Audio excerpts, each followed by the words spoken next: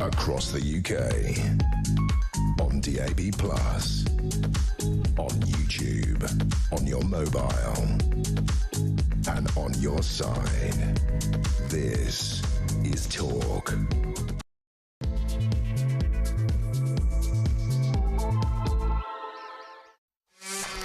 There you are. Good evening and welcome to the Political Asylum right here on Talk. I'm Kevin O'Sullivan and I will be your host for the next 3 thrilling hours of news, views and topical debate all the way to 10 o'clock. Get involved, get stuck in and get it off your chest.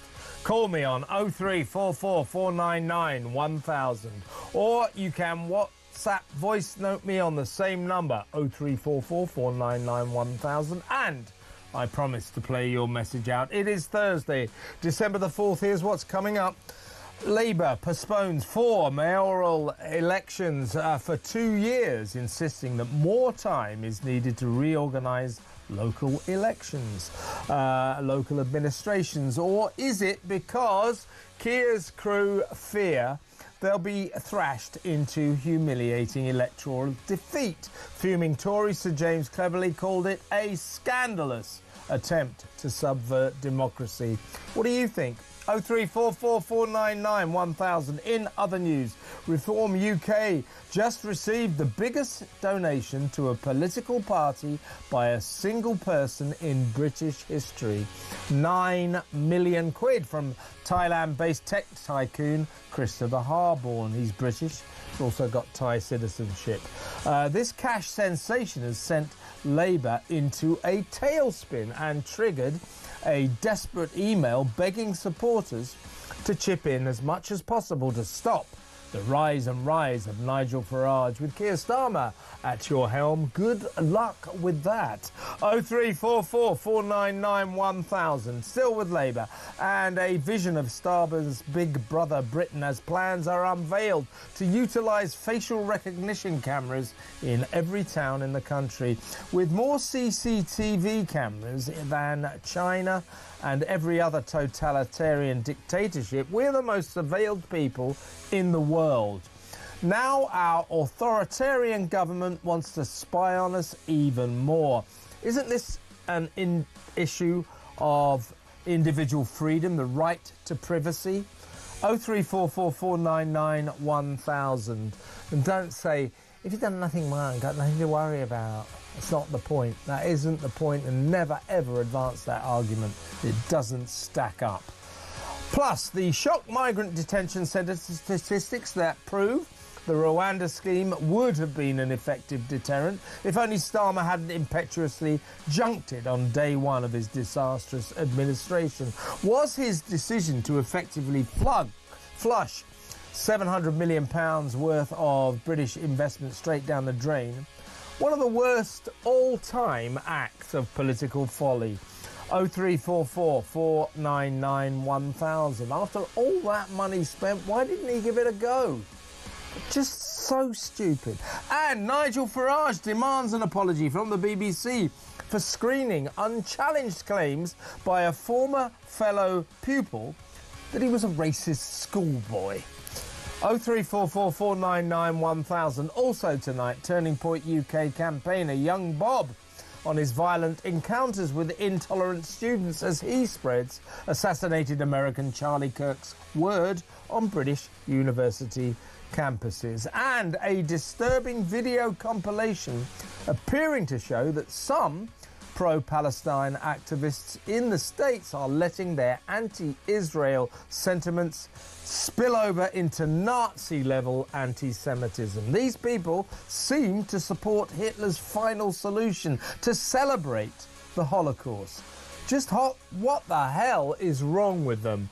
0344 499 1000.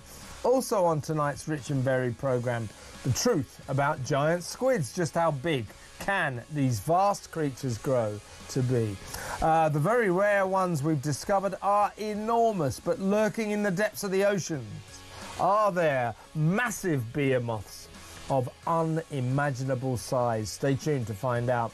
0344 499 1000. And finally, on an incredibly busy Royal Day, Kinsey Schofield on the plight of Meghan's critically sick father, Thomas Markle, as he fights for his life in a Philippines hospital.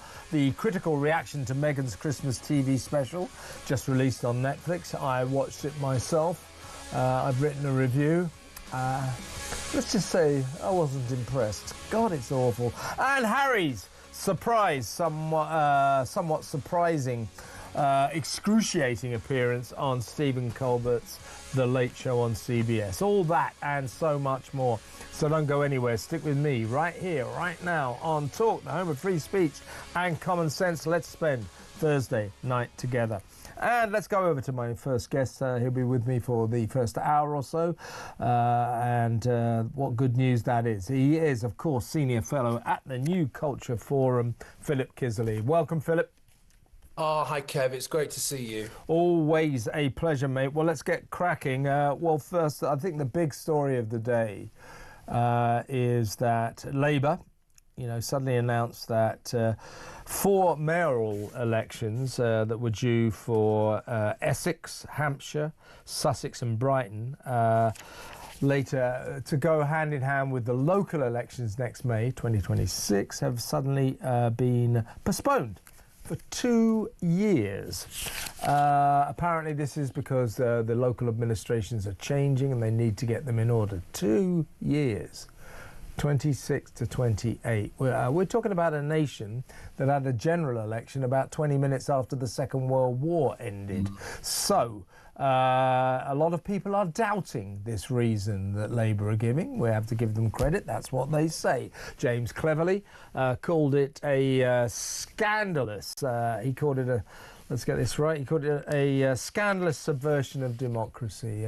Richard Tice said Labour are running scared. They've done this purely because they think they believe, probably quite rightly, that they'll get an absolute thrashing at these mayoral elections, just as they did last year. When they postponed 9 local elections for the same reason. Oh, we're changing the boundaries. We need to more administration. We need to delay them. So they delayed those last year to this coming May 26th. So they'll go ahead then. For the same reason, they said it's administrative. Everybody said, no, it's because you're scared that Reform are going to thrash you in all these constituencies, all these local council elections. Now they've done the same for these mayoral elections. Every party, every opposing party, from Reform to the Lib Dems, are just saying, you can't cancel elections in a democracy like this. Labour will keep coming back saying it's not political, it's administrative. It's bureaucratic. Do you believe them, Philip? No, I'm sensing you don't. How cynical are you? I know, it's terrible, isn't it? I think we both are. This is more evidence of Banana Republic UK, isn't it, with Colonel Starmer in charge here. Nigel Farage has come out today and said that they would have won, Reform would have won hands down in these elections, and I tend to believe him, OK? And this impacts, Kev, on well over 7 million people. So this is absolutely huge. This is bigger than anything I've ever seen before, really. And let's just be clear. Labour are in such a terrible position here. They're not even competing with Reform. Poll out today, Reform are on 31%. They're clear water between Labour and Reform. Labour are actually competing with the Green Party. They're 4% below the Green Party, the breast whisperer and Islamo-communist loon party.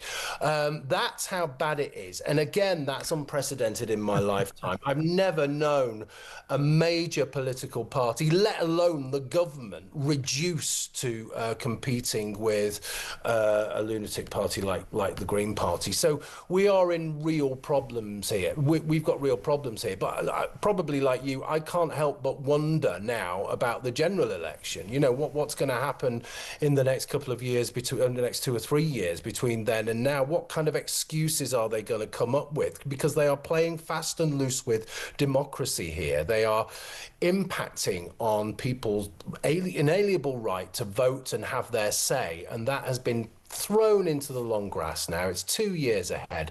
This is incredible. I can't think of anything that comes close to this in terms of precedence. Well, except for when they did it last year. Well, this is, I'm thinking, sorry, Kev, I'm thinking about both of these things. No. I mean, for balance, let's have a listen to Miata Fanbula on these local elections. She's putting Labour's case. Let's have a listen to this. Local elections, council elections will go ahead in 2026. That has been our position. That continues to be our position. Now, as a responsible government, you would expect that if there are extenuating circumstances on the ground in particular councils, we will have that conversation with them. But we are as up for elections as anyone else. What, Mr. Speaker, this is about is our commitment to devolution. It is about the creation of strategic authorities and mayors who can unlock the economic potential of their areas and deliver for their communities. That will always be our guiding star. That will always be our lodestar in every decision we make around devolution. So I am pleased to confirm the long-term funding offer to 6 areas in the devolution priority programme. Once mayors are in post, the 6 mayoral strategic authorities will receive close to 200 million collectively per year for the next 30 years for their investment fund. This way, we ensure our mayors, our strategic authorities have the strong foundation in order to unlock the growth potential that we can see in every part of the country. Okay, then. Now, James cleverly said that what this is all about, including the postponements of the 9 local elections last year that were supposed to take place then, they will now have to happen in May 26. So in the end, critics would say that all Labour achieved there was to a stay of execution. So they're going to happen in May 26 anyway. James cleverly said, well, what this is all about is that when Labour came into power, dreaded day last July, or July 24, July the 5th, wasn't it, 2024, they were so full of confidence. They thought they were so brilliant, you know, having waited for 14 years in the wings, that they would, with all their wonderful policies, I'm going to rip up the Rwanda scheme on day one. We're going to nationalise this, that and the other. We're going to turn Britain into a green paradise. Well, they were so confident.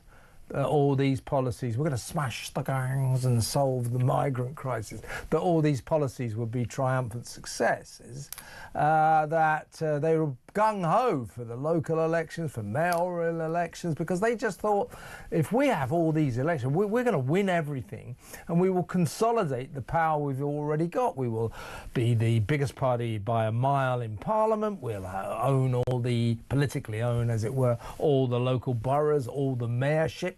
You know, they'll all be ours because we're so successful. So bring them on. Let's have all these elections. Yeah. Then they started to realise, maybe. Well, then they froze the grannies. Yeah, that's right. Then they decided to freeze the grannies by getting rid of the winter fuel allowance. Then they decided to ruin farming families and agricultural communities with the inheritance tax, and so on and so forth. And they began to realise that perhaps, just perhaps, they were not the political powerhouse they'd assumed that they'd be, and perhaps, just perhaps, they weren't being all that successful. And oh my God, if we start having these elections, we'll start losing them. So that's what Cleverly was saying, that they thought they would just storm to victory in all these local elections, mayoral elections, and therefore consolidate the power they have in Parliament in Westminster, so they'll own the whole country. And now the reality has come knocking on their door, and it's Cleverly and Nigel Farage, Richard Tice, the Lib Dems all say, well, they're just running scared, because now they realise any local election they have, any mayoral election they have, they will lose. That's why they're doing this. Yeah, I mean, well, I was just looking at that footage then, and I don't know what viewers thought. It'd be great if they could phone in and tell me, but I just didn't believe a word she said, you know. And I remember thinking back to when they were first elected, and it was, the grown-ups are taking charge, the grown-ups are in the room now, and how ridiculous that was. Kemi Badenoch today has said that they've had plenty of time to do all the reorganisation and the jiggery-pokery and whatever they're doing. They've had plenty of time to do that. That just isn't an excuse. news, and that should have been priority, first thing, 9 o'clock Monday morning for them, you know. So you can only kind of sit back and think, well, what is going on here? And yes, it is farcical, and yes, we can laugh about it, but I also think, and my guess is viewers think the same, that this is sinister as well. You know, you cannot just take mayoral elections in several places and kick them 2 years down the road. There is something massively wrong. And as you say, this is the biggest story of the day. It's a massive story. And like everybody else, I think I'm incredibly worried about this because I don't know what the future holds. If they're going to do this, are they going to do something really, really stupid in the future? Yeah, I mean, the critics are saying this is a blatant assault on democracy. And I must say, in my long and checkered life, you know, I've seen a lot of things happen in Westminster. I've never seen this sort of serial cancellation of elections. Well, I say cancellation, you know, they would say, well, they're not cancellations, they're postponements. But of course, the critics are saying, and I have to say, I'm kind of agreeing with them, these are strategic delays, strategic postponements. Quite why they think they'll stand a better chance in 2028 than they do in 2026. That's another story. I suspect their fate will be even worse then. But it's interesting, isn't it, that they send in to announce this. I mean, I must admit, Miata Fan Boulay, I'm sure she's a fine woman, but I've never heard of her before. She's the Parliamentary Under-Secretary of State at the Ministry of Housing, Communities and Local Government. And they are very often, fairly junior people get sent in to make these kind of announcements. And my friends in Parliament work in parliamentary journalism. You said you quite regularly hear just outside the chamber, these junior people, fall guys going, do I have to read that? Do I really have to say this? So I'm sure Miata was totally genuine in what she said, but you know what I'm saying. You know what I'm saying. Yeah, I mean, they're pushing it into the long grass 2 years away, and I don't think they're not even thinking 2 years away. That's the problem with this government. They're governing by the day. Actually, they're probably governing by the hour, and that's why it's so chaotic. And again, that's why it's so frightening. And it seems it does feel as though they are not taking responsibility here. There is no truth. It just feels as though anything goes as long as they can keep their fingernails on the door of number 10 Downing Street. That's all they care about at the moment. And I think, honestly, if you're asking me for real honesty here, I think that they daren't look into the future because all they can see is a terrible black hole of electoral oblivion. Yeah, I mean, I heard James Cleverly this morning on Julia Hartley-Brewer's show, and he's usually a fairly measured and calm man. And he actually said, I am absolutely furious about this. Richard Tice said they're running scared, the Lib Dems. It's one of those issues, one of those stories that kind of unites people like Jeremy Corbyn and Nigel Farage. You know, right across the spectrum, everybody is united in opposition to what Labour have done here. Labour insists it's purely administrative and bureaucratic, but to hold local elections, mayoral elections, they're just local elections in quite smallish areas, you know, Brighton, Hampshire, Essex. I mean, they're not massive places. So they have to delay that for 2 years. As I say, this is a country that staged a general election about 20 minutes after the end of the Second World War. So where there's a will, there's a way. So let me know, folks, do you believe Labour when they say that the postponement by 2 years of these mayoral elections, 4 mayoral elections, are purely for bureaucratic and administrative reasons? Do you believe that? Or are you on the side of James Cleverly, Richard Tice, the Lib Dems, every other party basically, who believe this is political? They've done this because they fear losing these elections, which indeed they definitely would. Same deal for the local elections they postponed last year, which will now happen in the coming May. So let me know what you think. 03444 991 1000. When we come back, good news for Reform. They've just received the biggest donation from a single individual in British political history. 9 million quid from a bloke called Christopher Harborne. We'll tell you about him next, and we'll tell you about Labour's panicking, desperate response to this huge financial boon to Nigel Farage's party. That next, stay tuned.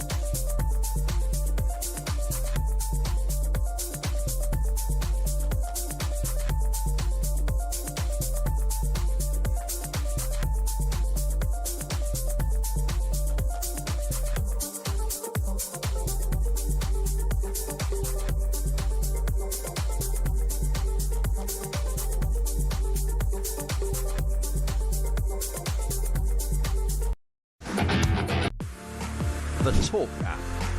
You can watch, catch up and listen to all your favourite shows and podcasts anytime, anywhere, all on the Talk app. Watching and listening to Talk just got easier.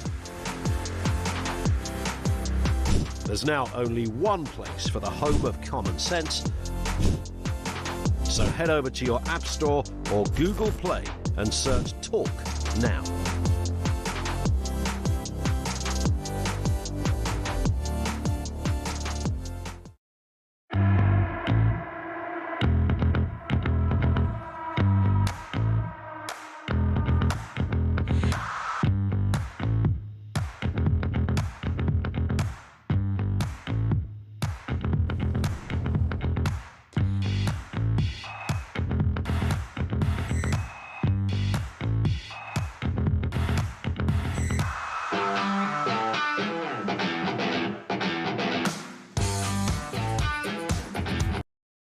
Across the UK, on DAB+, on YouTube, on your mobile, and on your side.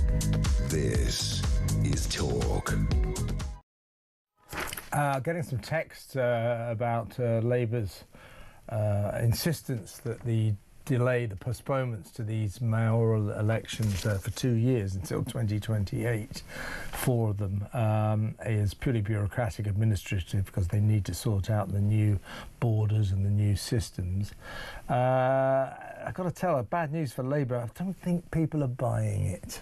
They think it's political. They think it's because Labour fear they're going to get, in the words of, to borrow Barack Obama's great phrase, they're going to get a shellacking at those elections, and they're just delaying defeat, if you like. Let me know what you think, though. Do you believe Labour, that it's bureaucratic, it's administrative, or are you with James Cleverly, Richard Tice, the Lib Dems and every other damn party who believe this is purely political because they know they're going to lose. Cancelling elections because you know you're going to lose. This is taking British democracy to a new low level, if that is the case. 0344 499 1000. Let's take financial political affairs to a new high level. Let's talk about a guy called Christopher Harborne. No, me neither. But he's an incredibly successful Brit, 63 years old. He lives in Thailand. And he runs a company called Sharif. And he's a very, very successful tech tycoon. And on August the 1st, he donated to Reform UK, the biggest single financial donation by an individual person in British political history. That was 9 million quid. Now, what's interesting, Philip, I'm still with Philip Kisley from the New Culture Forum, of course. What's interesting about this, Philip, is that he was a very strong supporter of the Tories. He donated a lot of money to the Tories over the years. He was keen on the Brexit Party, to be fair. He switched to them and has switched big time to Reform. So the point about this is this guy is clearly a right-leaning individual. He was educated at the very posh public school, Westminster School, and he went to Cambridge University. And he's obviously a very, very clever guy, 63 years old. Now, the point about this, he's a right-leaning person. He wants to put his money into right-leaning politics. But there's more, always with businessmen, there's more to it than politics. They put their money where they think it may be advantageous to them in the future. The reason I think he's given this massive amount of money to Reform, having formerly been a donator to the Tories, is he thinks Nigel Farage will be the next Prime Minister, that Reform UK will be the next party of power here. I think he'll like that politically, but, you know, businessmen always want to be mates with the Prime Minister and the party in power. That's interesting that he believes they will get into number 10. Yeah, I think this is a £9 million vote of confidence, really, for Nigel Farage, Richard Tice, and Reform as the party of business, the Reform as the party of economics. Now, I personally think they've got a long way to go, but this investment is just superb. I think it's really great news, and it's part of a broader investment for Reform as well. So, for example, a good friend of the New Culture Forum, Professor James Orr, is leading the kind of cultural charge for Reform. So that's massively important. They need to function on a business level. They need to function in terms of culture and education, and they need to deliver on immigration. If they can deliver on all of these things, then they are going to be massively successful. But as you say, Kev, this is almost looking into the future, isn't it? Someone of massive power and influence and intelligence, and essentially saying yes, they're the party of the future.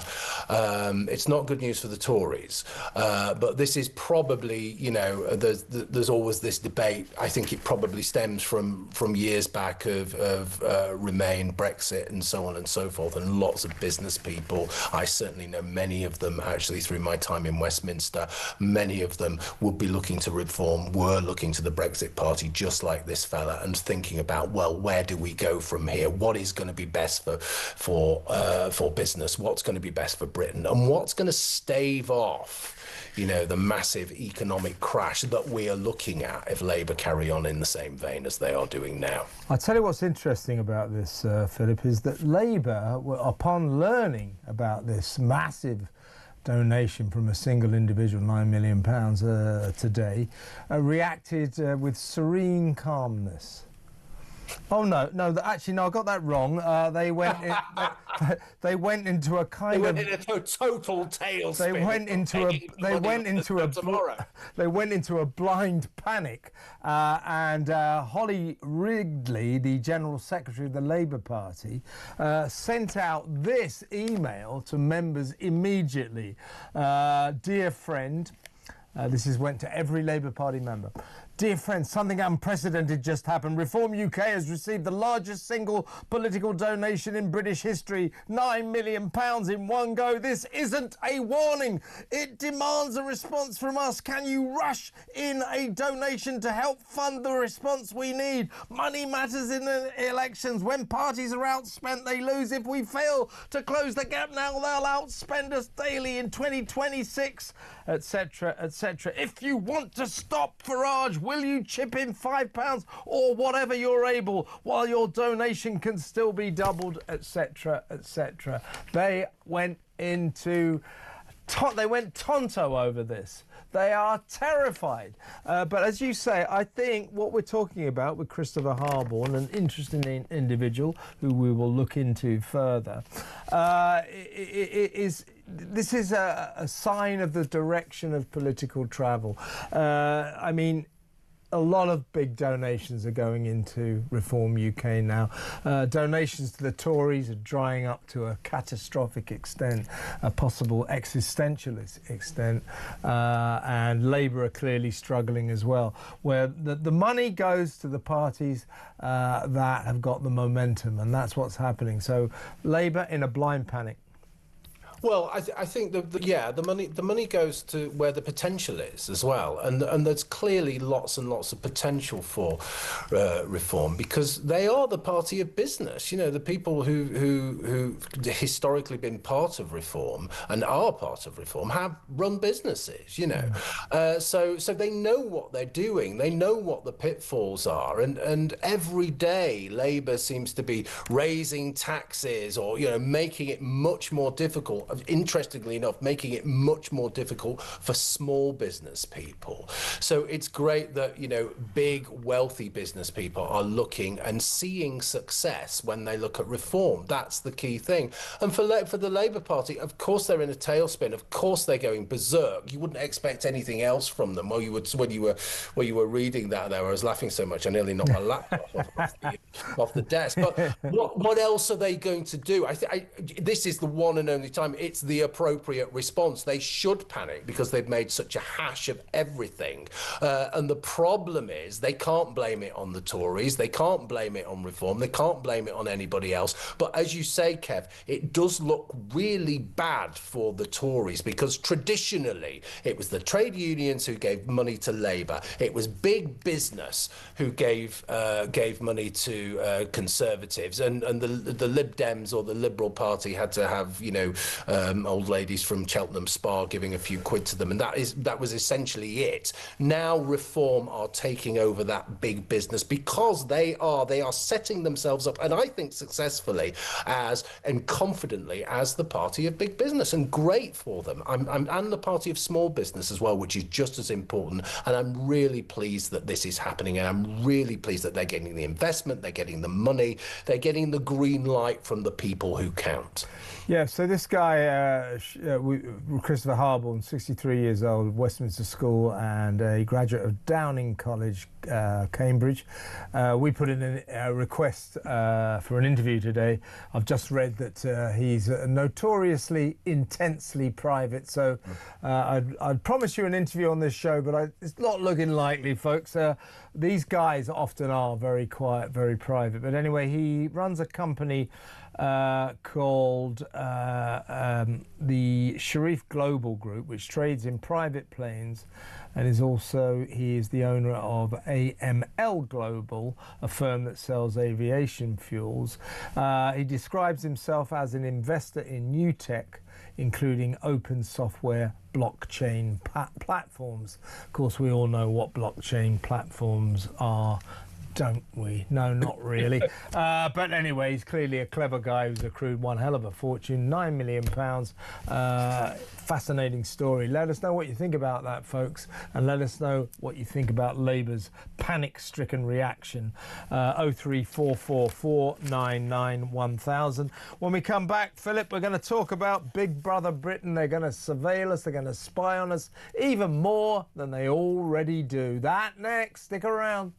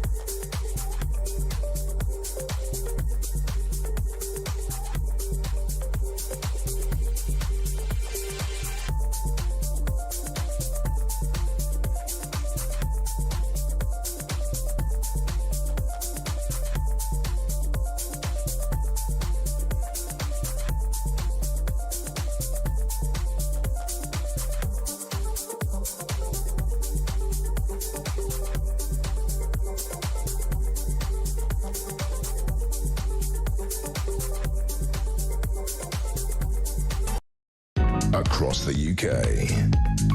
On DAB+. On YouTube. On your mobile. And on your side. This is Talk. Welcome back. Let's talk about Big Brother Britain. This is, of course, Labour's proposal to utilise facial recognition cameras in every town in the country, link them to the passport centre, the passport database, so they can check the photos they get from these live surveillance cameras in the middle of our towns against passport pictures and allegedly catch the bad guys. You know, of course, they're going to say, well, this is all about safety. You know, if you don't want to be mugged, you don't want to be raped, you don't want to be attacked, if you don't want crime on our streets, you've got to let the police use all this high-tech information. You've got to let them use facial recognition. So this will mean that effectively, as you walk through your town, the cops are filming you, they're looking at you, they're taking pictures of your face, they're relaying it to your private picture that is kept at Passport House. To find out whether or not you're a criminal or a wanted criminal or a dangerous person. Now, in effect, a lot of people say, well, if that's all about safety, that's good. I get that. But this is where we meet that difficult point where we have to say that, you know, you have to draw the line somewhere. And I say this is a freedom of the individual issue. I say this is an intrusion on our individual privacy, our right to privacy. I think we should have a right not to be snooped on, to be spied upon like this by the state like this without our permission. Others will have a different idea. That's what I say. And you have to bear in mind, Philip, this is an extraordinary statistic. We are already the most surveilled people on the face of the earth. No one has the number of CCTV cameras like Britain. We have more CCTV cameras than China. We have more CCTV cameras than any totalitarian, tyrannical dictatorship country that you could mention. And now they want to spy on us even more. I say we say no. Absolutely, I couldn't agree more with you, Kev. I think this is a story of a total failure, right? The policing minister, Sarah Jones, said today that this was the biggest breakthrough since DNA matching. No, it's not. It's a story of catastrophic failure, because if we had invested properly in the police force, if we had coppers on the beat, if we had police people in serious numbers in city centres, then we wouldn't have to deal with all of the crime that we have at the moment. And you can go further in terms of prevention. A lot of the crime, especially sexual crimes that happen on our streets and in our cities, are from illegal immigrants and people coming over here on boats. So you stop the boats, you stop the source, you actually deal with crime with people in the city centre. What you don't do is take away people's freedom. It's not either or. It shouldn't be a case of, oh, we have a completely lawless society on the one hand, or we're like North Korea on the other. It's your choice. It shouldn't be like that. And it isn't just the police here, Kev. If you look at the story carefully, I was alarmed to see that shopkeepers, retailers, and all those people can use this technology as well. So in effect, we're giving away, we're handing over our privacy, our right to be private individuals, to stop shoplifting, for God's sake. That's how ridiculous it is.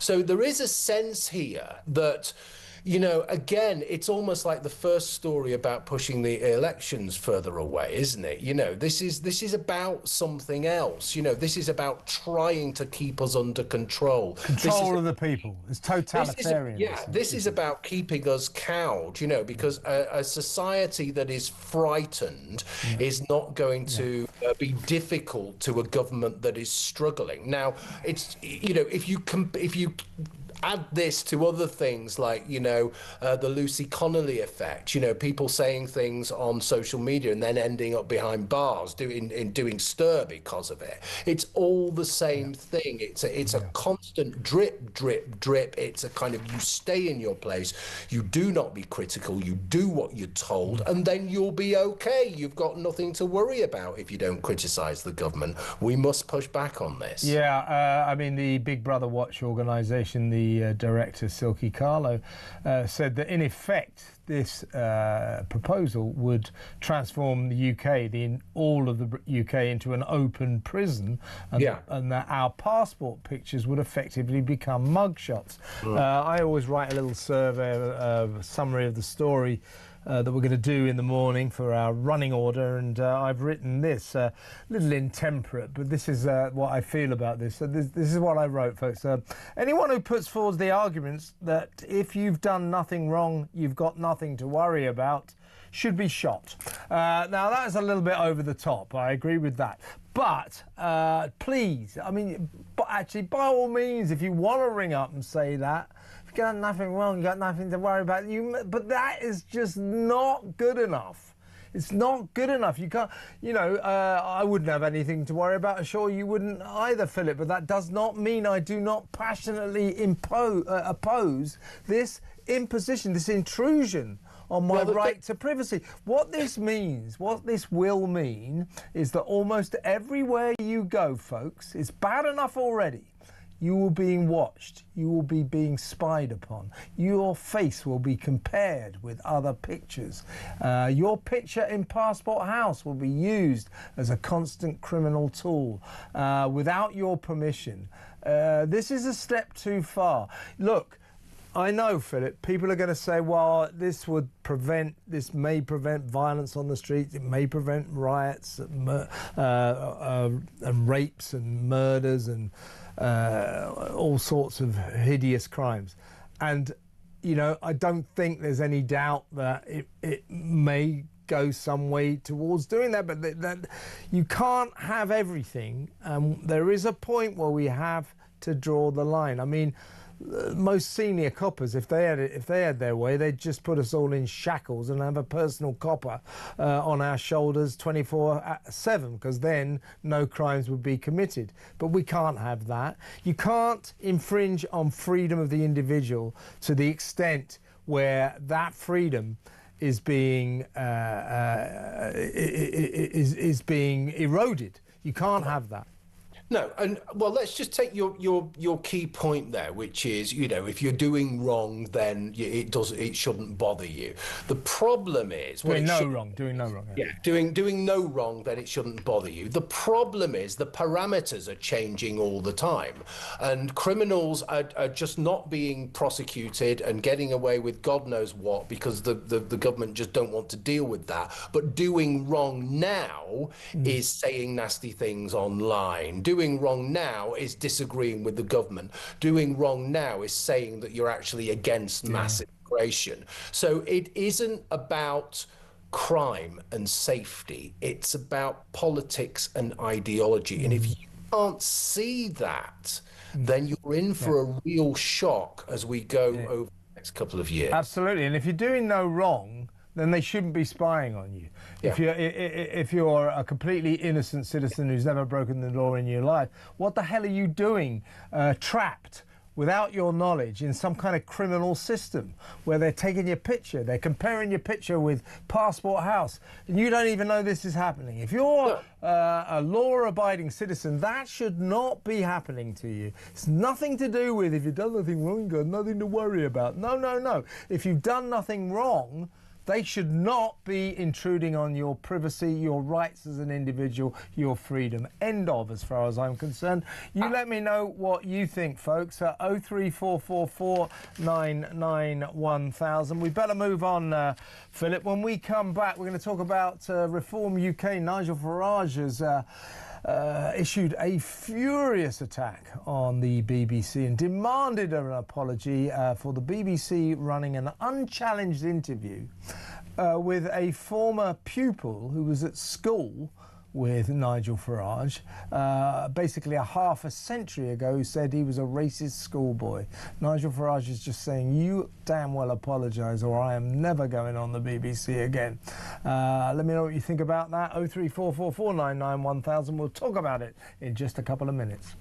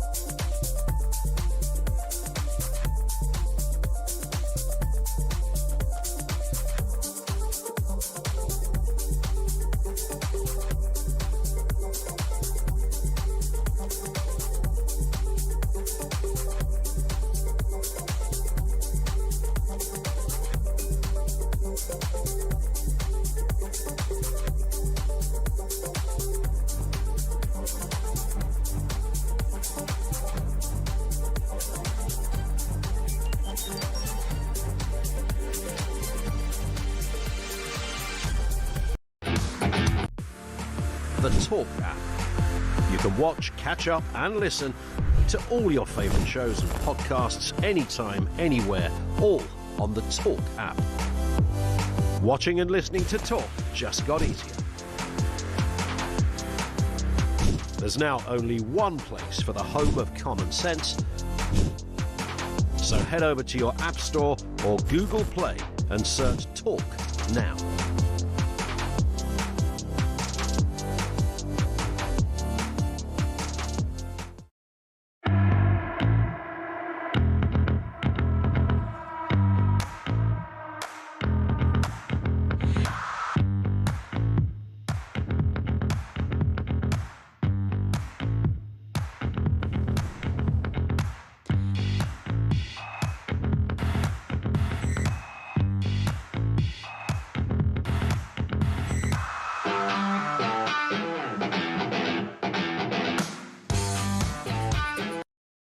Across the UK, on DAB+, on YouTube, on your mobile, and on your side. This is Talk. Welcome back. I'm still with Senior Fellow at the New Culture Forum, Philip Kisley. Philip, today Nigel Farage responded to, in my view, that slightly that bizarre story. What are we 1 seconding about there? Okay. Yeah, Philip Farage responded to questions from the BBC about his schoolboy days, where one of his school friends, 50 years on, accused him of being a racist schoolboy. Nigel Farage today demanded an apology from the state broadcaster. Take a look.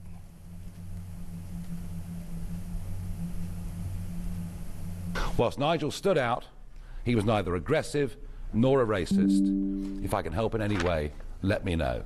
And I've had plenty of those messages over the course of the last few days, and I'm sick to death of the double standards and hypocrisy, above all, of your organisation. And what happened on the Today programme this morning was a complete bloody disgrace. Next, Sam Coates from Sky News. No, I'm done with you, thank you. My question was, he said they were lying, and it sounds like... Sam Coates from Sky... I'm really, until you apologise for all of your output, your appalling output, at the same time that I'm accused of saying these things which I deny, I'm not speaking to you, all right? So there he is, blanking the BBC reporter. Now, what he's furious about is they did run this unchallenged interview with a guy he went to school with 50 years ago, who said, yeah, he was a Jewish guy, and he's a BAFTA-winning documentary maker, filmmaker, so you can make of that what you will. He's probably not exactly a Brexit voter. He said he remembers Nigel Farage being anti-Semitic and racist towards him. Well, there's two things to say about that. One, you know, it's 50 years ago when he was a schoolboy. Two, there's more than two things to say about it. Two, Nigel Farage doesn't remember, and three, this is in those days, as Nigel Farage pointed out, on the TV, the BBC was running things like Till Death Us Do Part, you know, an openly racist sitcom. Those were very, very different times anyway. And are we really going to, in the end, bully? That's what's going on here. You've got adults from the BBC and The Guardian bullying a 13-year-old schoolboy. That 13-year-old schoolboy is Nigel Farage when he was 13. Nigel Farage has got a right to be furious. You know, I'm not, not knee-jerk taking his side on this. It's just that I think, like most people in this country, we look at this story. What are you talking about? He was a schoolboy. He was a kid. He doesn't remember saying this, even if he did say it. You know, kids are kids. You know, they tend to do terrible things sometimes. You can't blame a 61-year-old man for stupid things he may or may not have said in the playground in very different times half a century ago. No wonder Farage is furious. Yeah, very different times indeed. This is the era of the black and white minstrel show, right? Okay, and some viewers will remember that. Yeah, my mum's favourite show. Well, there you go. It was a different time. It was a completely different time, and he was a child. He was a little boy, for God's sake. You know, I came out with some God knows what when I was a child, as you did, as everybody did. Yeah. You don't take those things into adulthood. There's a rule, isn't there? When you're a child, you have a childhood, then you become an adult. But it's the rank hypocrisy. I'm so glad he was so blustering there and so forceful, because he needed to be. This is the rank hypocrisy of the BBC, who have stood by and let anti-Semitism, we're talking about anti-Semitism here, for God's sake, let anti-Semitism run riot across our screens, from Glastonbury to Gary Lineker sharing God knows what in terms of memes. We've got Dawn French there. Everybody, you know, all of this stuff. It's the mainstream media on our televisions, and what they want to do is take the emphasis off that, take people's eye off that, and attack the one person they don't like, the man they don't like. The man that's threatening their cosy establishment. That's what it's all about. And some people have said, well, it's nice at least to at last see the BBC and The Guardian waking up to the horrors of anti-Semitism, because until Nigel Farage got accused of it in the playground 50 years ago, they didn't seem to be too bothered about Jew hatred. I mean, that's it precisely. So, which tells us it isn't about anti-Semitism. It isn't about racism. They don't give a toss about any of those things. All we have to do is look at their instances of bias. This is brute politics, isn't it? This is attacking the man who's looking very much shaping up to be the next Prime Minister. And my God, he's going to be, if he was going to be hostile to the BBC before, my God, he's going to be hostile to them now, and and rightly so. So it's another act of total stupidity, isn't it? In trying to defend themselves and attack the man they dislike, they throw themselves under the bus with possibly the most powerful man they're going to have to deal with. What do you think he's going to do with them? I hope he really takes no prisoners. I don't think he will, judging by what we just saw. He was furious today, and I don't blame him. Philip Kisley, another excellent 60 Minutes. Thank you so much. That's Senior Fellow at the New Culture Forum, Philip Kisley. When we come back, we're going to be talking to the campaigner, political campaigner, young Bob, the 17-year-old Thomas Moffat, about the trouble he's been experiencing on British university campuses. That next. You better stay tuned. Straight after the news, we'll be back.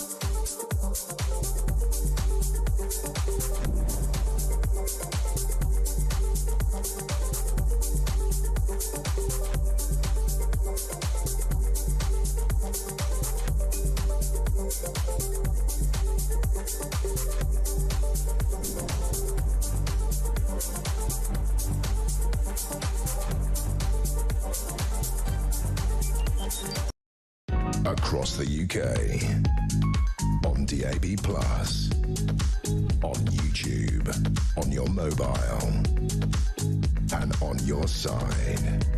This is Talk.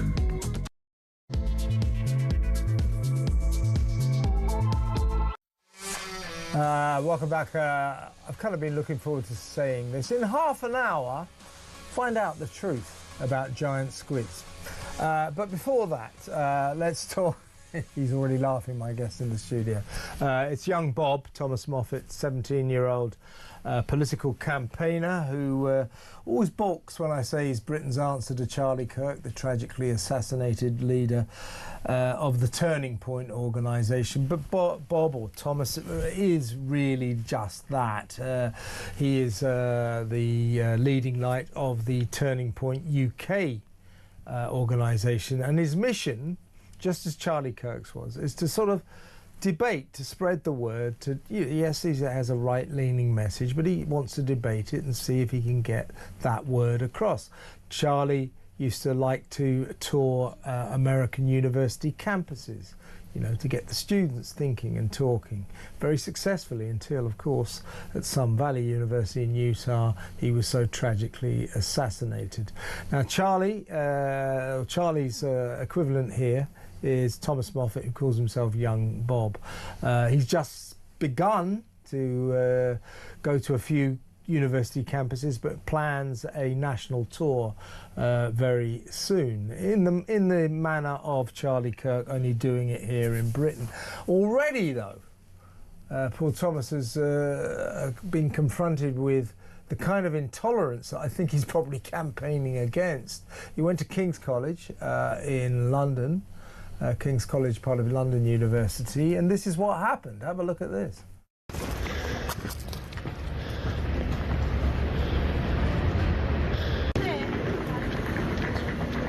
Great. I love the baked bean juice all up my nice coat. The president of the Socialist Workers' Party in KCL and one of the students who originally baked bean me in the face approached me as I was packing up my stand, threw baked beans at my face, ran away like the cowards like they are.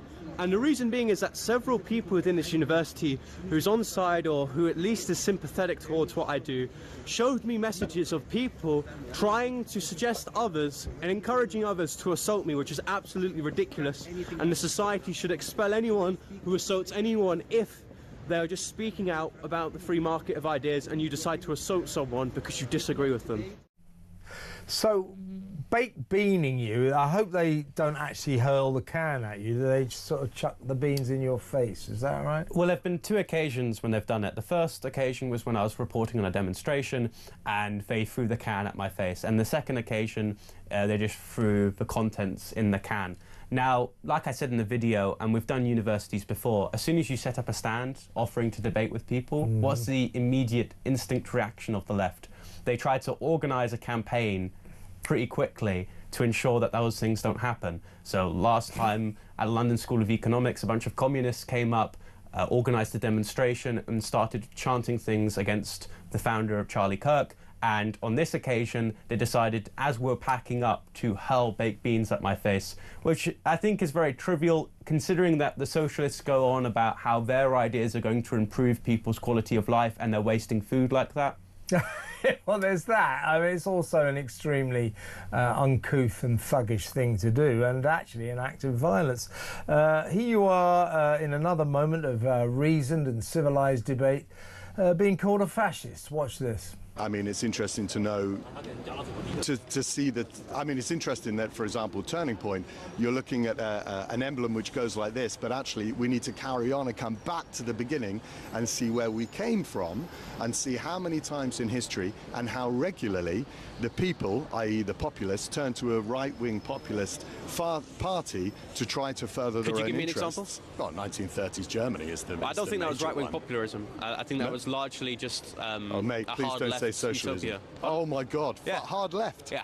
Please don't tell me because if of you look National Socialists if you look at the core junctions of socialism, for example, especially. No. It has nothing to do with socialism. Look, I can give you a good argument for that. Please do. Tell me how Nazism is like. If you look at the economic socialism. policy of fascism, what is it? It's corporatism, right? That's literally the economic doctrine of fascism, and it is the collectivization of property into the private sector. And if you look at the way that operations like Kodak, companies like Kodak in Germany, right, they were all owned by Nazi officials for the sake of the state. So you had this sort of, like, on paper, private property owning. This is an amazing swerve. Well, like, you said that people that move towards right-wing populism, because we discussed briefly about that lady there. Yeah. The charming comment. You tried to actually look towards. Now, I would say that if you look at like the, if you look at Farage, I think that his move to power, his rise to fame, is more in line with the UK at the time of 1930s Germany in terms of the way that the Conservative Party shifted.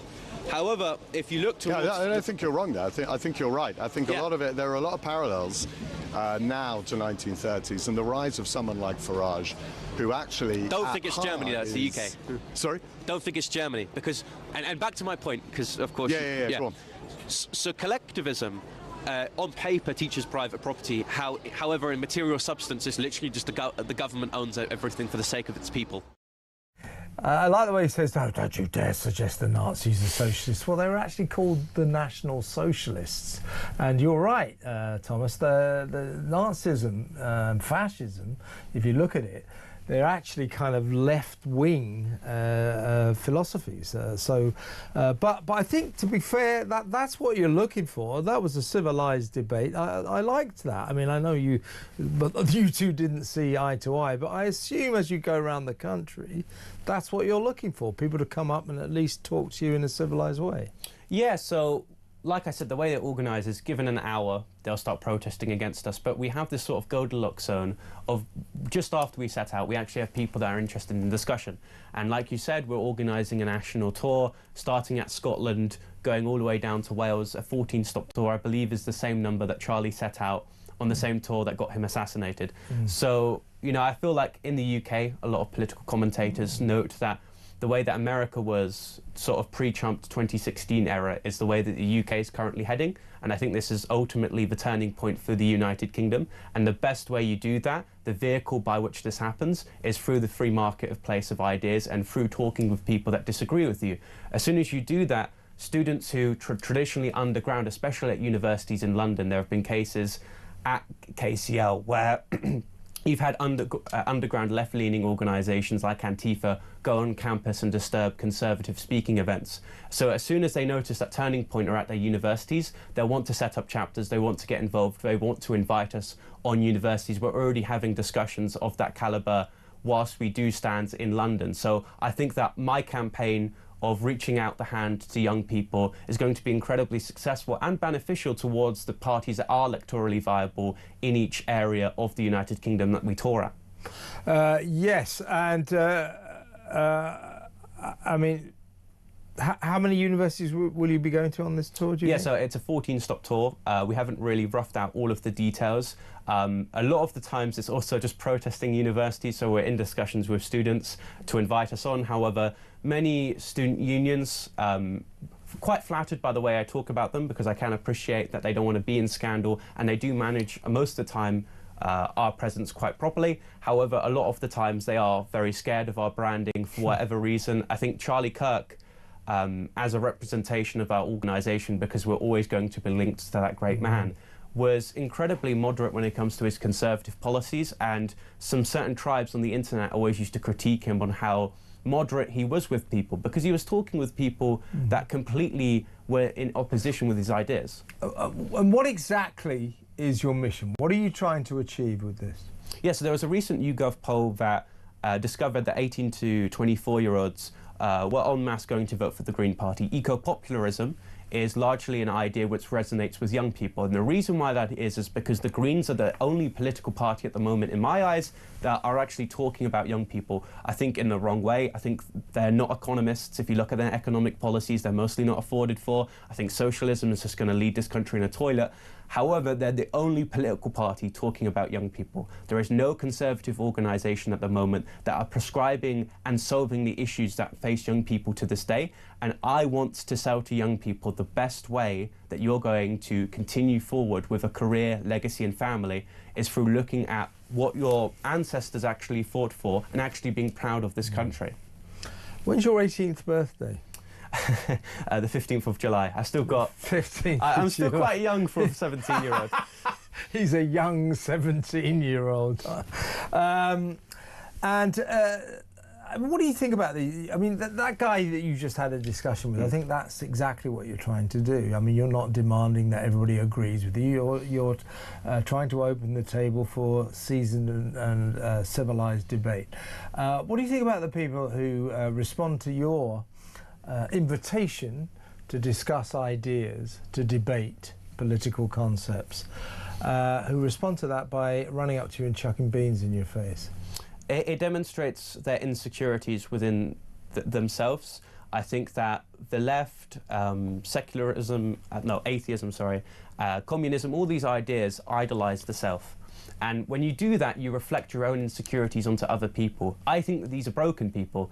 I honestly think that if you want to waste your time going to the shops, buying baked beans and throwing them at me, you have an incredibly upset life, and I would really advocate for you to better it through actually engaging with our ideas. And I think if you're intellectually honest, you'll come towards and gravitate towards the ideas that I push, because I mostly disciple young women and young men into what I'd preferably have as Christianity. Yeah, when on the Christian angle, now if I was a student, okay, like I was once a long time ago, and you came up to me and said, you know, I'd like to discuss my right of centre ideas and all that, and I might have been very amenable to that. But if you started intertwining them with a kind of Christian belief and the God's message and all that sort of thing, then I might be slightly repelled. To this day, I might be a bit in that way.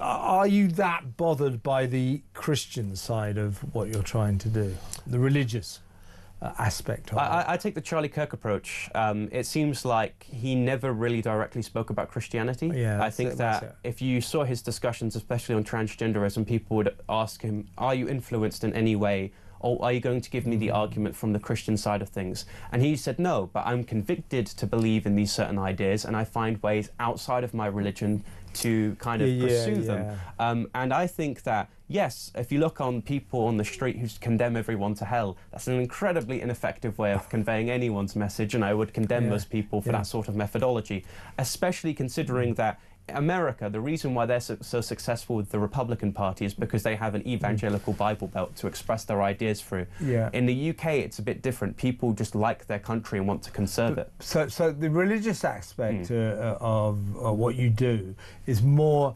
Christianity as a value system, a belief system.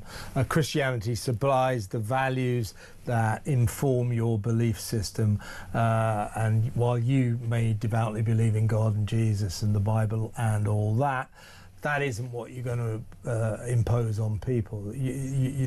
Your Christian faith delivers to you a value system that informs your beliefs. Is that about the size of it? Exactly. And I think that if I'm an honest person and I believe my religion's from God, God should be able to move them in some way or another to actually, convert. I don't think it is my say for other people's salvation. I'm more concerned with my own. But you're not interested in converting people to Christianity? Not primarily. I think that if I'm talking about conservatism and someone's actually convicted within their hearts to believe and prescribe in the socially conservative ideas that I have, they're mostly going to end up being Christian if I'm right in saying that their religion is from God. However, if we approach conservatism in such a religious puritanical way, we're going to convince very few people when it comes to ideas. You'll alienate people if you go too far down that line. Well, fascinating. Well, when does your tour of the campuses start? Well, we're hoping to start towards the end of January, and then kind of finishing off. It should be very interesting. And I'm assuming that a lot of the times whenever something happens, we'll probably cover it on your show or another. Well, you're always welcome here. You must do this. Come live to us from one of your campuses.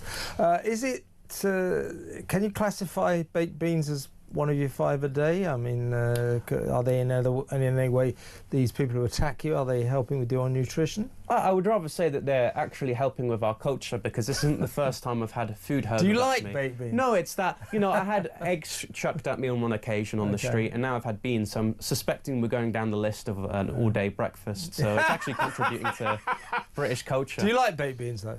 They're all right. I wouldn't say it's like one of those foods where it's you prefer them on a plate? Exactly. Not on my clothes.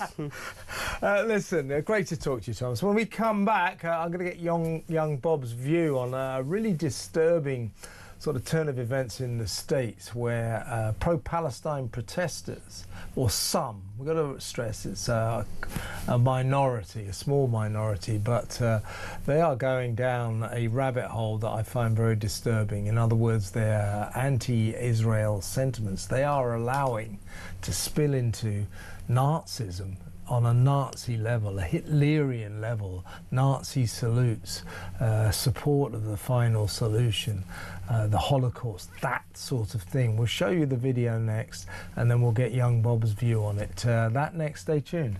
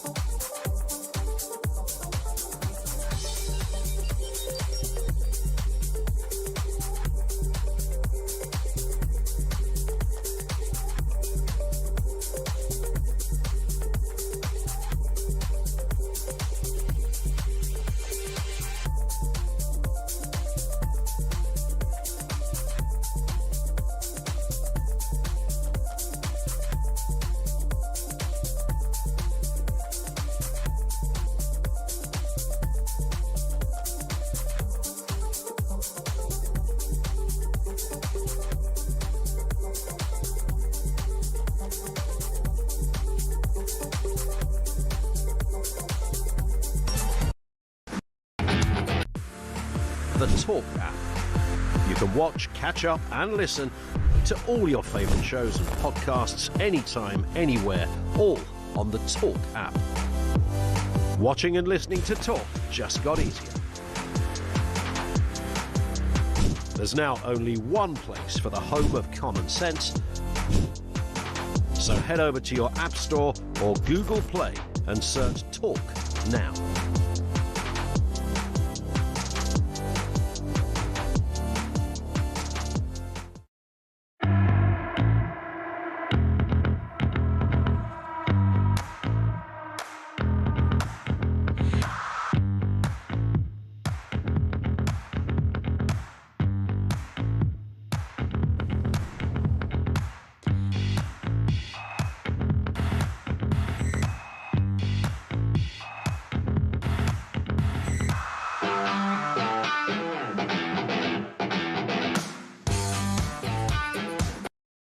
Across the UK, on DAB+, on YouTube, on your mobile, and on your side.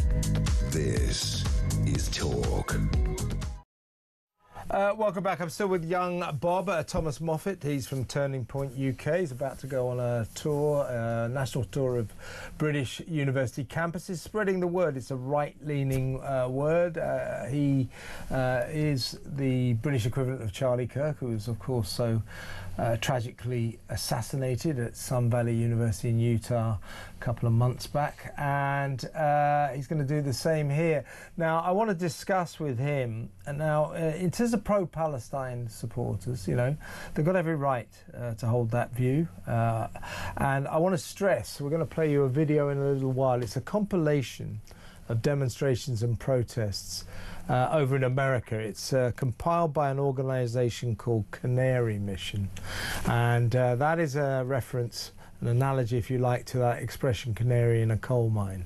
So in the old days, in order to check poison gas, poison fumes in coal mines, they'd take a canary down. And if the canary died, poor little thing, then they wouldn't go down. So this is a way of checking, shall we say, the poisonous atmosphere in America, particularly towards anti-Semitism. So in a little while we'll play you this video. It's a compilation of videos. We're a little late with it. I'll tell you why. We're trying to edit out the profuse swearing in it. But just to set the scene, we'll have a little chat about it now, Thomas. It's this. It's very important to stress this. This is the vast majority of pro-Palestinian supporters do not let their opposition to Israel spill over into extreme anti-Semitism. I think they can be rather vehemently anti-Israel. And I think a lot sometimes that veers on anti-Semitism. These people that we're going to show you in a second, they have spilled over into really, really extreme anti-Semitism on a Nazi level. Right, we're ready now, Thomas, so watch this and then we'll get your reaction, and everybody watch this, and for those who can't see it, I think you can hear it, but I'll explain straight away afterwards. Have a look at this.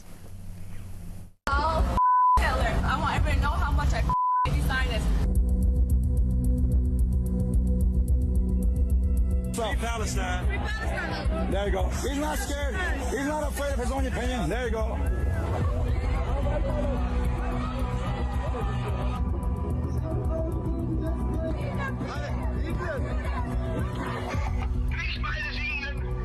Free Palestine. Free Palestine!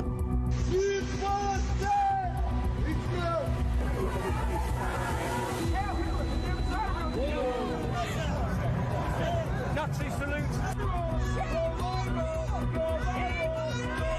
Great cheer. Hell Hitler, he's a G, he's a gangster. I wish he raided all you guys, bro. And the world was in a better place.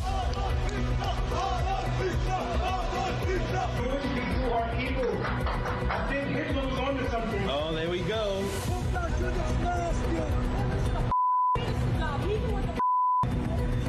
Why every so many 100 years, these Zionists get slaughtered because Hitler knew how to deal with these people. Hitler was right about y'all. These dreidel spinning, yarmulke wearing, kibbutz happening, genocidal. They should be all exterminated. Thank you. Every single one of them. And their kids, their mothers, their children, everybody. Just like Hitler. Thank you.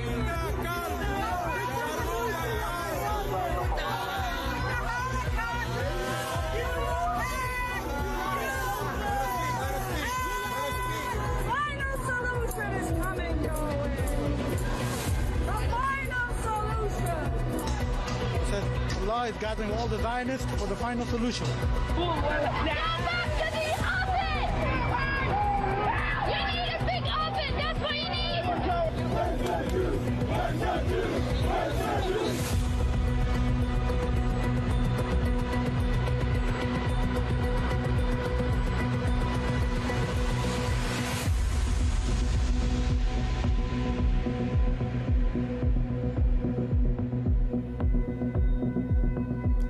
So these are anti-Zionists, they call themselves. These are Jew-hating, extreme anti-Semites. Nazi salutes there, don't cry about the Holocaust. Hitler was right, Hitler was onto something. Gas the Jews, get back to the oven. That's what all these people in America are chanting all the time. Nazi salutes. Now, I want to stress again, you know, this is an extreme minority, but that was a compilation from various different demonstrations, so it's happening. And I find that, Thomas, extraordinary and seriously disturbing. Yeah, so there is a small contagion, a fringe, especially on the internet and on the activist community, that because they have, and again, like you said, we can't generalize everyone in terms of holding them to account with what certain people have done. Of course not. I want to stress that as a because really we're in the West, West, where everyone's marching about Palestine, and I largely prescribe it to the fact that it's the white saviour complex. However, because we have on the scene a very much dissident position when it comes to Israel, people then conflate other people's critiques and also inflammatory remarks towards the Jews and align themselves with that position. So they see Hitler and they idolize him because they have such a hate and resentment for the Jewish people. And it seems ironic that these people are talking about a humanitarian mission when they're idolizing a man who committed the biggest atrocities throughout human history. So it could be down to the horseshoe sort of theory of politics, that when you become so extreme, you kind of meet back to the people who are in opposition with your beliefs. However, I largely think when you give people the opportunity to be anti-Semitic, they will take that ground. And where we should give accountability for other people who are part of the same organisation but aren't saying these things. However, they're facilitating the atmosphere in order for people to say these things. You know, we see in Britain, don't we? I mean, I've been to several of these pro-Palestinian marches, not to participate, but to observe in my capacity as a journalist. And, you know, you see the jihad and from the river to the sea. And we heard a lot of free Palestine there, free Palestine. When will Palestine be free? From the river to the sea and all that. And even in those marches, they're pretty extreme. What I'm getting at here is you, the Turning Point organisation, Charlie Kirk, what you stand for, I think, in the end, you've got your beliefs you'd like people to take up and adopt, but your sacred mission is to do that with civilised debate, with a proper civilised narrative. What we're talking about here is like the people who chuck baked beans at you, they're incapable of debate. If somebody doesn't agree with them, it spills over into violence and into that kind of deeply disturbing extremism. It's what you're out to stop. But why is it? So these people, they're perfectly entitled to be pro-Palestine. They're perfectly entitled to be anti-Israel. But why is it they let that political viewpoint spill over into this kind of murderous extremism? Is it because for some reason, I would probably blame, certainly in Britain, our education system, that they are incapable of tolerance towards those with whom they disagree? I think it's the sloganization of politics. And what I mean by that is their political understanding goes so far as attending a demonstration on a Tuesday saying Free Palestine, then going home. If they were actually educated on their beliefs and their schools of thought and they were able to have critical discussions, they wouldn't develop in such a way where they end up being a brick wall of just anti-Semitism and hatred towards the Jewish people. So, you know, I've been on numerous occasions the opportunity to go to Palestine demos and just speak quite frankly on the reason why we feel like we need a foreign flag protesting and taking up all our resources. And at every single occasion, they even have this sort of organised way of dealing with people they disagree with. They go to the police, they say words like "you're causing me alarm and distress," and they will then use the police to kick you out of a demonstration, even though either you're disseminating information about the demonstration or you just want to have a discussion with the organisers and why you hold so dearly to these beliefs. Because once you start having strong beliefs without any real ultimate reason or underpinning towards why you believe in them, it just becomes hatred. Ignorance is the thing by which breeds and begets hatred, because you don't know why you believe in these things. I'd hazard a guess, probably a rather educated guess, that most of those people doing, gas the Jews, get back in the oven, probably know nothing of the real history of it. Actually, they probably have no, or most of them I would suggest, probably have no understanding of the sheer enormity of Hitler's crime, of what the Nazis did. They're too divorced from it. They're over there in happy, snappy America, and they just think it's kind of cool to be like that. Extraordinary, extraordinary. Well, thanks for your views on that. Just before you go, Thomas, there's a question I want to ask you. Moving on. Your school days aren't too far behind you. What do you think? What are your views on the BBC and The Guardian in particular, pursuing this story that Nigel Farage, now 61 years old, when he was 13, when he was a schoolboy nearly 50 years ago at Dulwich College, in the playground, it stands accused anyway of calling some, of being racist towards Jewish kids. And a Jewish bloke who was at school with him turned up last week, 50 years and half a century on, to say, I remember him, he used to call me a Jew and say gas the Jews and things like that. And Nigel Farage saying, well, A, I don't remember it, and B, I was a school kid, I was a little boy, so if I said it, I was a little boy, and C, those were different times. During those days, the BBC had a sitcom called Till Death Us Do Part, which was openly racist. It was just, use the N-word, the C-word, all of that. They had a entertainment program called The Black and White Minstrels, in which white people, black-faced, to sing songs in kind of Mississippi gospel style, and so on and so forth. So he said, well, those were different times. What do you think about the fact that The Guardian and the BBC believe this is a story, that when he was 13, Nigel Farage may or may not have said some nasty things to other school kids? So I'm into debates. It's a fallacy called presentism. Essentially what you're doing is applying the professional standards of a politician onto a 13-year-old Nigel Farage, which isn't fair at all. I mean, you see this across social media about young boys talking about what would happen if their group chats are leaked, because supposedly they say quite damning things in them. And I largely would agree that, some of the things that these people are alleging, minding you, it's taken years for them to allege these things, may be true, but like Nigel Farage said, there's no malice intent behind them. And I would never judge a politician on what they said in their earlier years, because it doesn't reflect their genuine intentions and policy platform that they're going forward.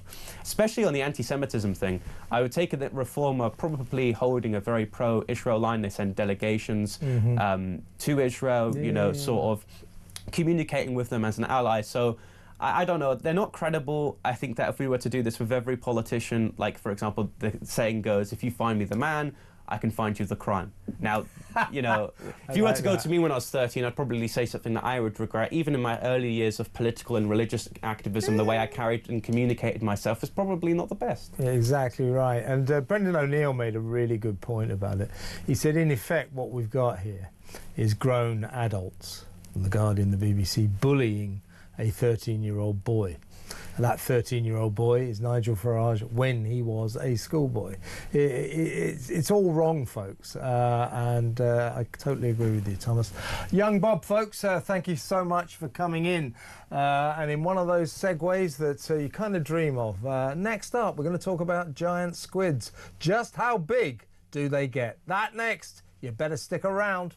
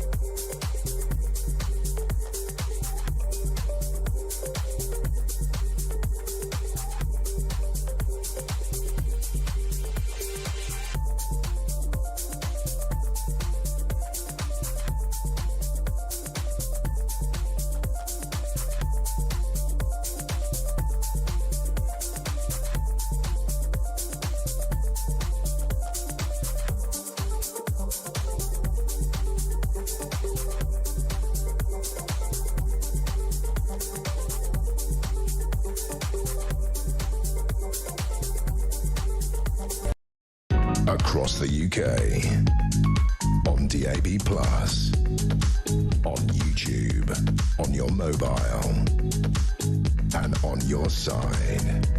This is Talk. Welcome back. By the way, interesting story breaking in the Times. Maybe I'll have a chat about this a bit later. Virginia Giuffre, the tragic former victim, alleged victim of the then Prince Andrew. She says that he sexually abused her on 3 different continents when she was 17 years old, that she was one of Jeffrey Epstein's girls, as it were, lured into his evil web.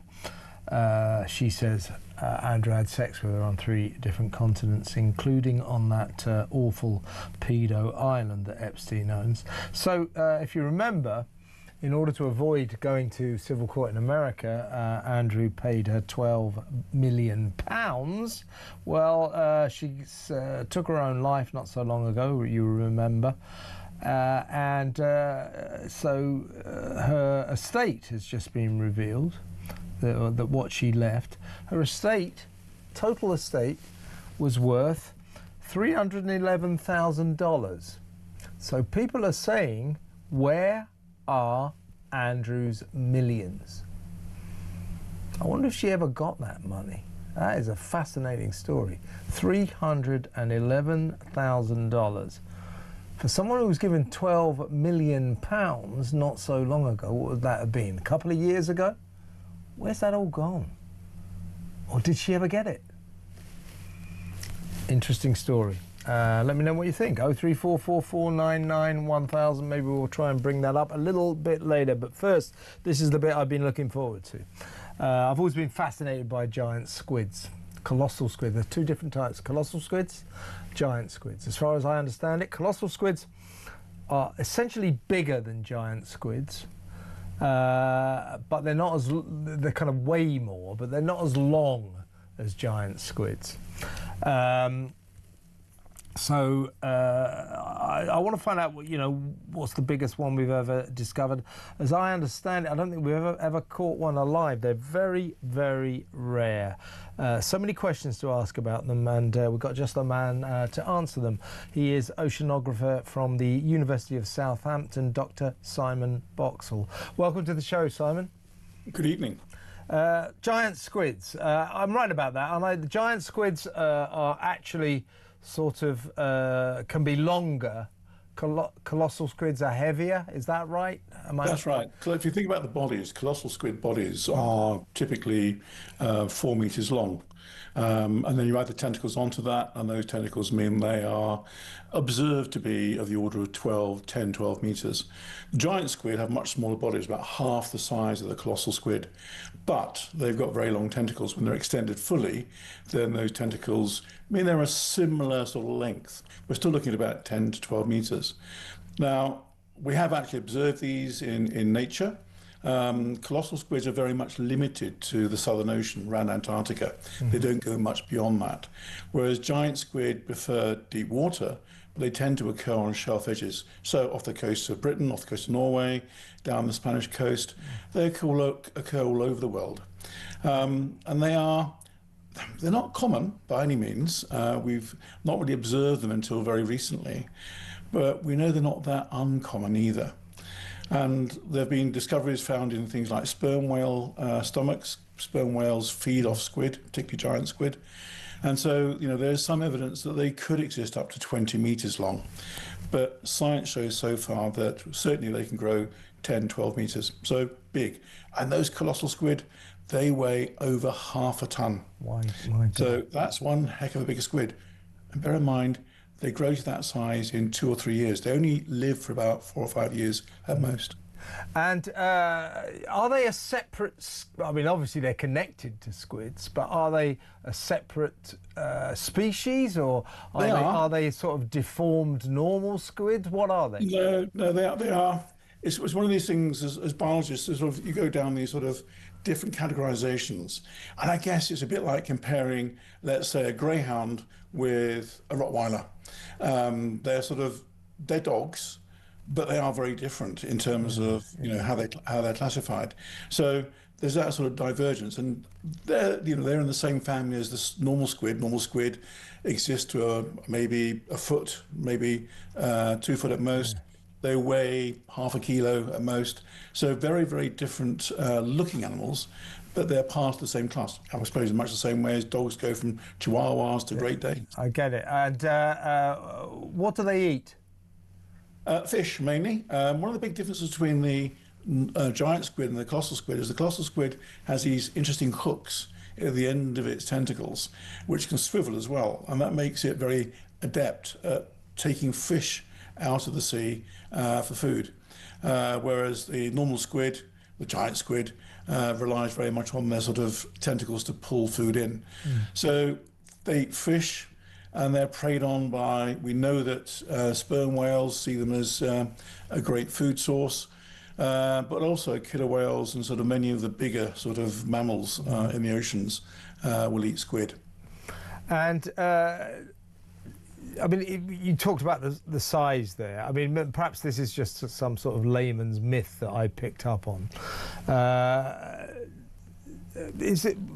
once read that their size, the enormous size of giant squids and colossal squids, was something to do with a deformity in their genes, that their growth was not as normal, limited. I mean, is it possible that some of these creatures could grow to kind of almost unimaginable sizes, or are the admittedly very big sizes you just quoted, that is the limit? That is very much the limit. And I think, they get to a point where they're either eaten or die of old age. Yeah. And old age isn't very old with a colossal squid or a giant squid. And it's the same with squid, sort of normal sized squid, we might see in our fishmongers or in our supermarket. Those can grow quite big, but more often than not, they are used as food by animals in the sea as well as us. And so they never grow that big. So in principle, yes, giant squid could keep growing. But there's a limit to their food source. There's a limit to how much nutrient they can take in before, if you imagine growing from something that's microscopic to something that's sort of, size of a very, very large, a car with a trailer on the back. That takes an awful lot of nutrition, and that's going to be the limiting factor. Right, so they can't get enough food. But for the excited little schoolboy that lurks deep within me, is it possible that in the depths of the oceans there might be squids of almost unimaginable size? Is it remotely possible, Simon? Please say yes. It's not impossible. It's not impossible. I mean, I think we have to go on what we've observed so far. Yeah. And it's only in recent years, really, with modern technology, using underwater cameras, robotic vehicles and things, and also analysing contents of whale stomachs, that we've been able to work out the typical size of one of these huge animals. And it's difficult to sort of predict how big they could get. But in principle, people talk about, could they be 30 meters long? In principle, I guess they could, but we've not observed that. When I talk about the depths of the ocean, that's a good question, actually. How deep do these creatures live? I mean, do they hang out in shallow waters? No, they prefer deep water. As I said, the giant squid like a shelf edge, so they can drift down to the deeper waters. Colossal squid tend to exist in sort of the Antarctic, Southern Ocean. They tend to occur around about 500,000 meters, a kilometer down, which again is why we don't see them very often. They're not the sort of things we observed as we're paddling on the beach in Brighton. So this is why we don't see them very often. Yeah. And they don't exist in big shoals in the same way as other squid and other fish do. So we don't think. So again, the chances of catching one is very, very slim. And on squids generally, I believe that, they're a rare kind of marine creature that is seriously prospering. Isn't there one of the oceans near Mexico or something where virtually all the marine creatures are squids? And there's this sort of danger that in the future they may be the only marine creature swimming around. Why is it that squids are prospering when so many fish are not? I think because they make use of niches, and I think it's the same with most marine creatures. It's not just squid. Jellyfish is another good example. So, for example, in the Black Sea, some decades ago, moon jellyfish were introduced as a result of shipping once the Berlin Wall fell and trade started going through the Black Sea towards Russia.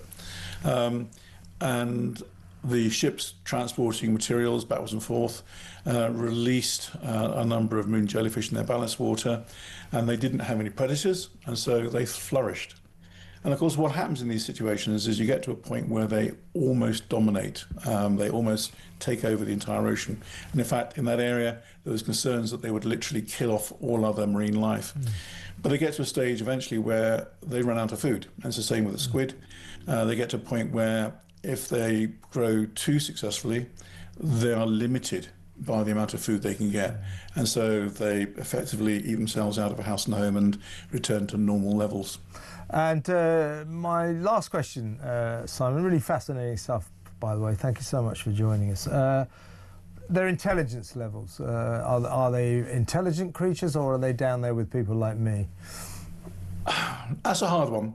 We know that octopuses are very intelligent. We know that Did you see My Octopus? What was it? My Octopus Teacher. Did you see that film? No, I didn't see that. Oh, well, look here. My recommendation to you. You'll find it on YouTube. Or anywhere. It's called My Octopus Teacher, and it's about this diver guy who forms a relationship with this octopus. And at first you think this is preposterous, and then you realise this octopus is so intelligent that it actually plays with stones and things on. So yeah, I know about so My Octopus Teacher. Watch that, you'll love it. Anyway, you were saying sorry. Well, we know an octopus probably has the same sort of cognition as say your family dog. Right. And this is one of the reasons why I think a lot of marine biologists wouldn't have octopus on their menu. Yeah, me neither, for that reason. It'd be a bit like eating your family dog. Yeah. But I think with squid, We don't know for certain, and there is evidence that the colossal squid and the giant squid probably have a bit more brain material than, say, the average squid. But because the average squid is a bit thick, yeah. Well, yeah, they're never going to make those GCSE. But actually, that is interesting, though. The colossal and the giant squid maybe are a bit brighter than the average Possibly, squid. yes. Okay. Maybe that's why they've avoided humans all these years. Yeah, well, that does show a sort of native intelligence.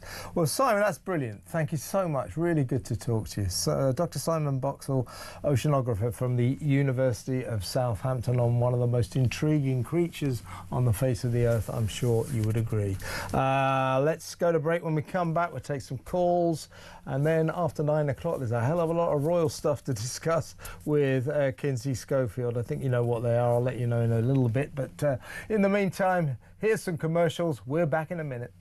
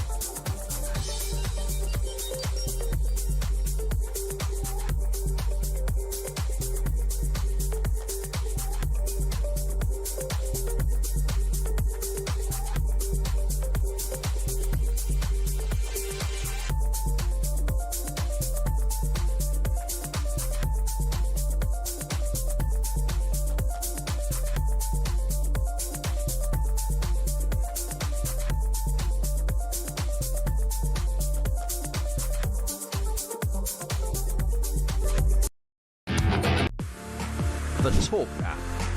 You can watch, catch up and listen to all your favourite shows and podcasts anytime, anywhere, all on the Talk app. Watching and listening to Talk just got easier. There's now only one place for the home of common sense. So head over to your App Store or Google Play and search Talk now.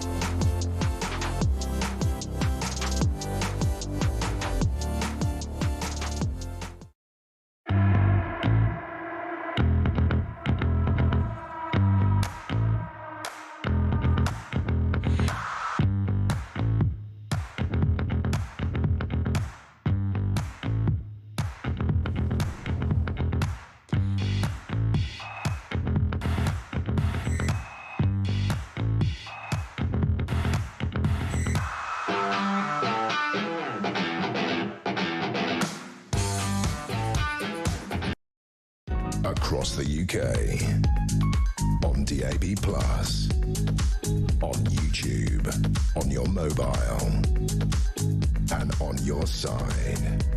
This is Talk. Welcome back. Kinsey Schofield joins me after the 9 o'clock news. There's so much to talk about on the royal front. There is the launch of Meghan's holiday special, Christmas special on Netflix. I had the misfortune of enduring that yesterday. I've written a review and we'll be reviewing it on my show, What Just Happened, tomorrow night. That's an hour of my life I'll never get back. Thanks, Meghan. Also, Harry has appeared unexpectedly on Stephen Colbert's The Late Show on CBS. We'll bring you that excruciating performance. Oh, my God. It's one of those moments where you just want a giant hole to open up in the earth so you could dive into it, never to be seen again. It is excruciatingly embarrassing. We'll give you a bit of that, and also on a very sad note, while Meghan's on telly going on about it's such an important festive Christmas, so important time for family. We remember she hasn't spoken to her dad, her family, her father for about 7 years, ever since he posed for pictures for the paparazzi before her wedding. She doesn't speak to her half-brother Thomas Markle Jr. or her half-sister Samantha Markle. So what does she know about family? But while she's going on about that, a poor old dad, 81 years old, is fighting for his life in a hospital in the Philippines where he now lives, having had surgery for a blood clot. He's in critical condition. Will she bury the hatchet and reach out to her poor old dad in his hour of need? He's had 2 heart attacks, one heart attack, 2 strokes, and now is clearly on the edge. Will she reach out to him? Will she sow a slither of humanity? The world is waiting. We'll talk about that after the news, but first let's take a couple of calls if we can, at least one anyway. David in London. Hello, David. What would you like to say? Hi, Kevin. It's just about surveillance cameras. Yeah, CCTV. Oh, well, no, these are different to CCTV, but go on. What would you like to say, mate? Well, Kevin, it's becoming like an open prison. I mean, imagine 2 young people flirting with each other. They can't go anywhere else, but there's cameras looking at them. Yeah. Do you see what I mean? Well, I couldn't agree with you more. But the Big Brother Watch organisation that keeps an eye on these kind of things, they said that facial recognition cameras in operation in every town in the country will, in effect, turn Britain into one great big open prison where all of us are surveyed. They take our picture, they check the picture with another of our private bits of information, our photograph at Passport House. They check against that, and, you know, if you haven't paid a parking ticket or something, they'll probably arrest you. You know, we're already... CCTV is bad enough. We are the most surveilled nation by CCTV in the entire world. And now they want to spy on us even more. I'm not happy about it, David. I sense you aren't either. No, I totally agree with you, Kevin. And more and more and more and more, we're treated just like children.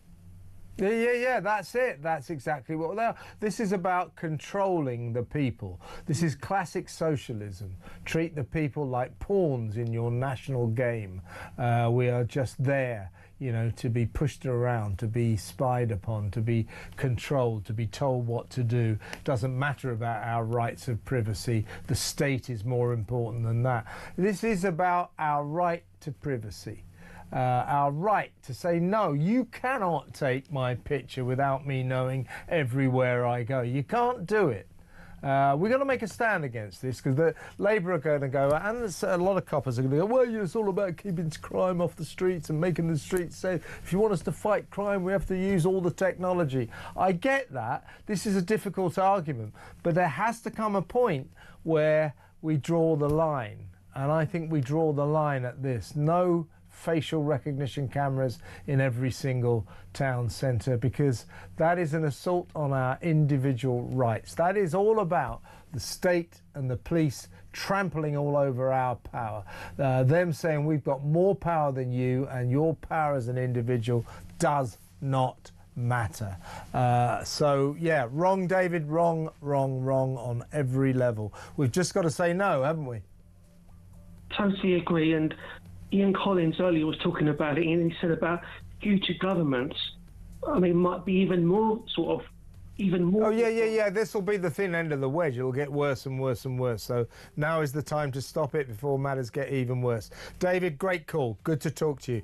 David in London. Martin in Cambridge, we'll talk to you a little bit later. We'll get you on because he wants to talk about anti-Semitism. I think that's a very important subject. In the meantime, we're just about to go to the news. As I said, after the news, Kinsey Schofield, our royal guru, is waiting in Los Angeles with all the latest royal news, and there's one hell of a lot of it. So much to talk about in just a moment. Stick around.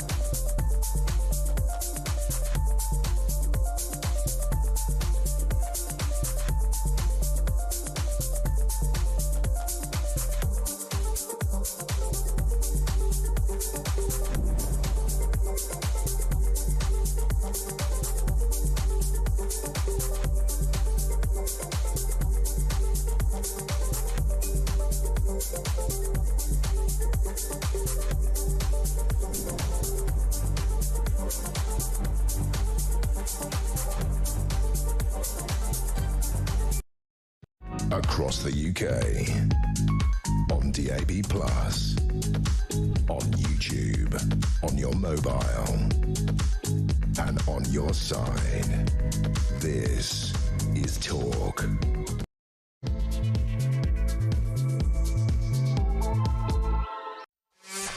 Welcome back. As soon as I've stopped talking to Kinsey, which with the amount of things we've got to talk about will probably be about 1:30 in the morning. But seriously, in about sort of 25-30 minutes, the floor is open. Give us a call on 03444991000. Much to talk about. But in the meantime, we need to talk matters royal. Hell of a lot going on. A warm welcome to our brilliant royal guru over there on the west coast of America, in good old Los Angeles. She is the host of Kinsey Schofield Unfiltered. Kinsey Schofield, welcome, Kins. Hi, Kev. Yeah, I was just reading reports that Prince Harry is quietly encouraging Meghan to reach out to her father. Well, you know, your stint on Colbert last night kind of came off as pretty callous, so it's the least you could do. Exactly right. Let's talk about that first. We've got lots to get into. I watched and wrote a review today of With Love and Meghan, the holiday special. As I just said, that's an hour of my life I'll never get back. I mean, Do you know how many times she said I? Go on. Did you count them? 99. She said I 99 times. Could have got to the 100. Minutes. What's the matter with her? I know, underachiever. And she changed outfits 12 times. Unbelievable. But let's get into that show a little later. I've got a lot to say on a personal level. I'm doing a review tomorrow night on my show, What Just Happened. But just as we were getting ready, or just as we were watching all of this, getting ready to make this holiday TV special the sort of backbone of our coverage, along comes this shocking story that Meghan Markle's father, Thomas, 81 years old, he's suffered one heart attack, 2 strokes, now lives in the Philippines. He's in a Philippines hospital in intensive care, fighting for his life after emergency surgery on a blood clot. His son, his distraught son, Thomas Markle Jr., says he's on the edge. Doctors have told him he may not survive. So what we're looking for here, Kinsey. You can't blame Meghan, reluctantly. Yeah, you can't blame Meghan for the fact Netflix released her show today. She wouldn't have known anything. That was just an unhappy coincidence. But the optics look bad. That on the day you can blame Meghan for, instead of acknowledging her father in the hospital, sharing videos of Prince Harry on Stephen Colbert. Not being funny. There you go. You see, you're introducing another element into it, so that's why I need your input.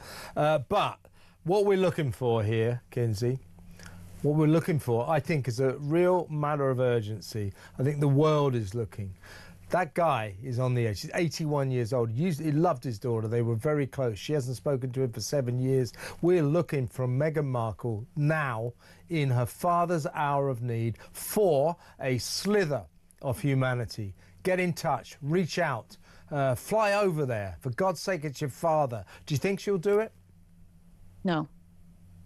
I feel like there's nothing in it for her. She says in the Netflix series that she's lost her father. I think well, first of all, I don't know if you've seen the big drama over here in the States over Oprah Winfrey, basically cutting off your family. She's basically calling that cutting off your family the new trend. Great, yeah. Yeah, she's been accused of inappropriately framing this debate about no contact with your family members and making it a cultural trend instead of allowing it to, or instead of giving it the seriousness that we need. We need to debate why people are just so willing to cut off family members for something as stupid as who they vote for. Like, it's a real conversation that needs to be had culturally. It's not just this trendy thing like Ozempic that Oprah Winfrey is going to jump on board. And who is one of the people that we believe is a strong influence in Meghan Markle's life? Oprah Winfrey, talking about casually going no contact with family members. I mean, so we know why she cut him off. Ostensibly, it was because, 7 years ago, just before the fairy tale marriage in 2018, in those happy days when we all loved Harry and Meghan. Her dad was going to come to the wedding, but he got talked into doing some pretty stupid pictures by a paparazzi photographer, a British guy called Jeff Rayner. Don't blame him. Yeah, a 70-year-old man who was getting papped walking outside with a six-pack was accosted by a photographer with an agenda. And he said, "Do you want me to change your public image? The only way to change public perception of you is I'm going to snap you around town, getting dressed up for the wedding, researching Britain."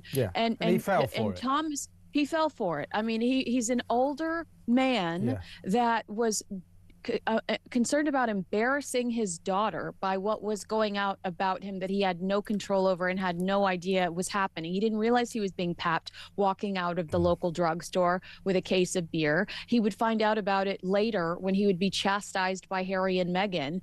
He had no idea how to manage the amount of attention that was all of a sudden thrust on him and his family. And he also didn't know, it's my opinion, that the photographer was going to go off and sell these photographs for an ungodly amount of money and not give him a cut. Like, he was paid a flat fee. He didn't realize that this guy was making an ungodly amount of money on his... Because he was a lamb to the slaughter. He was an innocent. He didn't know how to handle the media. I don't blame Jeff Rayner. That's the way it goes. But you really, really shouldn't blame Thomas Markle, and yet Meghan did and still does, has not spoken to him since then. He's reached out to her time and time again. They used to be very close when she was a kid. He brought her up, for God's sake. He's never met his grandchildren, and bizarrely, weirdly, he's never met Harry. And there he is, 81 years old, teetering on the edge, to be brutally frank about it. And you think she will not even now show a bit of humanity and reach out to him? Surely, Kens. No, I think that if she is surrounded by these women like Oprah Winfrey, who are glamorizing going no contact with your family, are glamorizing victimhood, these women are sitting around with each other, sharing their woe is me tales about family members that did them wrong, she probably has a support system around her that are encouraging her to ignore the headlines. I mean, how else can you justify a woman sharing an idiotic video of her husband and Stephen Colbert today? So when I didn't know about this element. When she shared this video, because we'll talk about his unexpected appearance on Stephen Colbert last. I knew it was happening. Well, you guys no, but me. when she shared, I get that. Well, okay, I didn't, but I don't think anybody did on this side of the Atlantic anyway. So my point is though, when she shared those pictures of the videos of Harry on the TV last night today, she must have known about her dad. So she's done that. Yeah. After she knows that her dad is fighting for his life. Is that the chronology? Is that the chronology? Is that what we're saying here? That is yes. Around this time yesterday, it started hitting the American media outlets that Thomas Markle had an emergency, an emergency situation, and so I started. If I'm getting calls, I can guarantee you, Meredith Maines over at Archwell is getting calls asking for a reaction. Yeah. Well, if this is the case, that she's been told that her dad, let's face it, may be dying. That is the story. And rather than reach out to him, rather than even go over to see him, her reaction is, right, I've got better things to do. I'm going to post some pictures of my husband on the TV last night. If that's the chronology, does she even realise how terrible those optics are? This is the same couple that sat on the Oprah Winfrey set in their friend's backyard in the middle of a global plague while Prince Philip was in the hospital dying. Do you hear yourself right now? Yeah, no, I get it. But that all of that taken on board, this is a dreadful look, isn't it, on her part? I think that they look callous. I think that they look cruel. They are always lecturing us about compassion and empathy, turn compassion into action. And Thomas Sr. can't even get a text message. This is unbelievable. And meanwhile, of course, as I say, you can't blame her for the timing of the release of the With Love Meghan Holiday Celebration Special, whatever it's called. But it's full of, it's such a special time for family, family, family, family. And already I'm thinking, before I knew about Thomas Markle Sr., already I'm thinking, hang on, stop going on about your family. We know what you've done to your family. You, for 7 years, have sent your dear old dad to Siberia, and your half-brother, and your half-sister. You know, stop going on about the wondrous time of year for family when you clearly don't really care about your family. And now, even worse, your dad is dying, or maybe dying, and you, in essence, make it look as if you don't care by posting pictures of your husband on social media, on telly last night. That's extraordinary, Kinsey. It really is.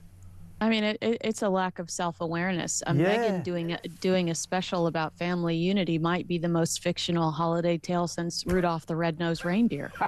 I mean, I believe that a reindeer exists that has a red nose before I believe that Meghan Markle has anybody that shares her DNA with her around her kitchen table come Christmas Day.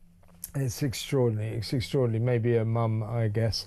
Well, let's move on to the aforementioned appearance, cringeworthy appearance on The Late Show, hosted by Stephen Colbert on CBS. This happened last night in America. We've got a little clip. Let's have a look at this. Look, I wouldn't say we're obsessed with royalty. Really? I heard you elected a king. That's a fair point. No, he's got a point. And after making such a big deal about my great-great-great-great-great-grandfather George III. Well, he was kind of a jerk. Okay, let it go. Ho, ho, ho, be still my aching sides. Laugh, I thought I'd never start. But you know, that was embarrassing. It was something about Stephen Colbert was trying to cast a fictional film called something about the gingerbread prince or something, and he was looking for people to star in it, and along comes old Ginger Nuts and say, can I have a go? And Stephen Colbert goes, oh my God, it's you, and all this kind of stuff. Then all these jokes about Donald Trump. He made snide comments about, CBS, the host company, should never have settled that lawsuit when Donald. I'm wondering if CBS settled the lawsuit with Mohammed Al Fayed when he sued them for showing pictures of Princess Diana dying in the backseat of a car. CBS, the only American media outlet to show images of Diana dying in the back of a car. I can't remember if CBS settled with Mohammed Al Fayed when he was so, and Diana's family too, saying that they were shocked by the fact that CBS would have the audacity to show images of dying Diana in the backseat of a car. Harry has no loyalty whatsoever. Stephen Colbert, the same Stephen Colbert who in the middle of Catherine's cancer battle went on and did a monologue accusing Prince William of cheating on his wife before we found out that Catherine had cancer, and never apologized for the accusations. The same Stephen Colbert. Prince Harry has no loyalty whatsoever while he sits back and demands it from his family. He is a coward. He is a loser. And the only thing, maybe there are a few things, but one of my favorite things he has in common with Stephen Colbert is the fact that they're both in the unemployment line, because come May 2026, Stephen Colbert no longer has a job. His show's been canceled. They're also, both of them aren't funny. So what Colbert was doing, by the way, what's this Colbert? It's America, Colbert. Not Colbert. Whatever his name is. I don't even care what his name is. Who do you think you are, French? Anyway, he was casting for an imaginary film called Gingerbread Christmas Prince Saves Christmas in Nebraska, looking for an actor to play the role, and behind him is Prince Harry. How about me? And all these jokes, these right-on jokes about Donald Trump and so on and so forth. And, it was one of those. Never get non-actors, non-comedians to try and deliver funny lines. So Harry, the way he delivered the lines, the whole sketch, it didn't work to an extremely excruciating level. As I said in my intro earlier, it's one of those moments, you're watching it and you're going, oh God, you're just hoping that some hole will appear in the ground to swallow you up so you don't have to witness any more of this embarrassment. That's what it was like. But the one good thing, Kinsey, for old Ginger Nuts, was that they had fake snow falling a lot, and it covered his massive bald patch that is becoming more and more of an issue, isn't it? I noticed it on the With Love Meghan special, and that's from a year ago, where she films with Harry in that kitchen. So I'm sure it's gotten progressively worse. But yeah, I think that I might have tolerated this type of skit with Jimmy Fallon, because Jimmy Fallon is a sweet man and has a sweet personality and history. But Colbert's taken swipes at the British royal family before. Harry knows that he's stirring the pot here. And, it's the royal family's soft power that makes them so essential. We always talk about the modern monarchy. What's their value? It is the soft power. President Trump walked away from one of his last encounters with King Charles, and he'd completely changed his opinion on support of Ukraine. That's historical. That's a historical moment. And then Harry goes and insults him. It's a slap in the face. And the palace had put such significant effort into the state visit for Trump and those diplomatic relations. And again, this is an insult to the current administration. And that's amazing to me that Harry would think that this was appropriate behavior, given the fact that President Trump agreed to ease up on Harry's immigration status and the chaos that ensued around how he allegedly illegally entered our country because of his personal relationship and respect for King Charles. I have a very petty president. That's not a political statement. It's a fact. You challenge him, and he's going to bite right back. I hope so, Kinsey. I hope he does, because Harry would deserve it. He probably, you know, who knows? Let's see what happens there. But you mentioned the Netflix Christmas special, or the holiday special as it's called. Was it Meghan Markle holiday celebration with Love Meghan? Well, yes, because why would Meghan be bothered by putting the Christ in Christmas? Not one mention of anything religious whatsoever. She acts like she invented the holiday herself. Well, yes, her holiday celebration. Well, her God was in the show throughout. That's her. We've seen the trailer before, but let's have a quick look at it. I love the holiday season. It's about finding time to connect with the people we love. Yeah. Yeah. Embracing traditions. I like this. There we go. And making new ones. We are now in It's pretty jolly here. Let's go craft. Heyo. It's so pretty. So easy and elegant. It's better the next day and everything turns red. It's so festive. Being a hostess or a host, it's about making people feel comfortable. You can do things that make people feel a little bit more seen. See? Let the festivities commence and embrace the special touches that bring you joy. Should we see if this works? There One, we go. 2, 3. Oh! There we go.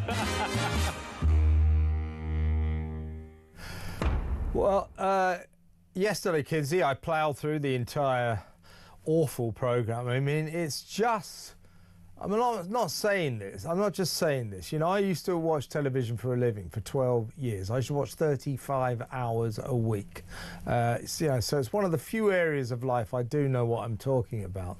And I have never seen a more boring programme in my life. It's basically Meghan in 2 rooms being visited by a succession of people she either doesn't know or barely knows. It's not her house. She says was Naomi there doing community service? I've never seen somebody look so miserable. I mean, how random was that? Suddenly, one of her oh, look! It's Japanese tennis player Naomi Osaka. And Naomi Osaka, who obviously got a big fee for doing it, she looked like she'd rather be anywhere else in the world. I was watching with my wife, Henrietta, last night, and we were laughing our heads off. And at first I said, rather unkindly, I said, I think this Naomi Osaka might be the most boring person I've ever seen on television ever. And then I realised I was being really, really unfair to her. She's not at all boring. She was just bored. She was incredibly bored, and she's thinking, what am I doing in this stupid room painting plates with the Duchess of Sussex? She had no idea it was the most bizarre, random piece of telly that didn't work that I've ever seen. Yeah, I mean, watch Naomi pitch a fit on a tennis court, because that is visually stimulating. She's, been accused of unsportsmanlike conduct not too long ago. So she has a fire in her, but we certainly didn't see that. She was stunned, wasn't she? Yeah. And just like classic Meghan, you've got an actual interesting character in front of you that has accomplished so much. But Meghan wants to tell stories about how when she was young, she couldn't throw a ball, and they wrote on her report card, "Not applicable," about throwing a ball. That's right, it's like, this is not about you. Shut up. Yeah. She goes to Naomi, should we go craft? Then Naomi looks as if she wanted to say, never mind, can we go craft? Can I just go? Can I just go? She's like, you have some broccoli in your teeth. I want to go home. Yeah, from by the way, I'm wreath. glad you brought that up. I mean, she had prepared for Naomi as a special treat broccoli, raw broccoli, formed into a circle in the manner of a kind of modern version of an edible Christmas wreath. And Naomi, who looked particularly stunned by the suggestion that she was supposed to eat this. I mean, what the hell does Meghan... Who wants a circle of broccoli and a bit of dip to put it in? You know, I mean, you were talking to the wrong person because I love broccoli. No, but not in the form of a Christmas wreath. No, but I eat broccoli every single day of my life. I love it. So I'm probably not the best person to have this conversation with. But what I will say is I want to say something positive about it. There were moments where I felt like Megan was sincerely happy and she was sincerely enjoying herself. Did you? And yeah, and especially when she's not skipping around the Christmas trees. That's her putting on a show. But at the very beginning, I really think she was happy.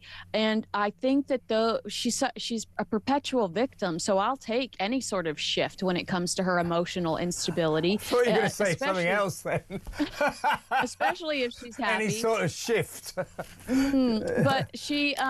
But there were... You can tell that this was filmed a year ago, and they filmed the rest of the garbage. Yeah, I'll tell you why, kids. Sorry to interrupt, but I'll tell you why. Gus, the dead dog. Because of the only real star of the show for me, all those boring cooks and those two bizarre, tedious women in red pajamas all popping in. The only star of the show for me was Megan's delightful little dog, Guy, who we know sadly died last January. So this must have been filmed 11 months ago or more. Contemporaneous, it ain't. Well, but you also saw that they failed when it came to the edit process, because in season 1, it was all of the guests telling Megan how great, beautiful, and perfect everything she was doing was, and there was no explanation. There were no experts there actually showing you how to do anything of value. Season 2, somebody got the memo. They changed the way they edited the show, so it was Megan saying, "Oh, that looks really great," to actual experts that had earned their position as experts.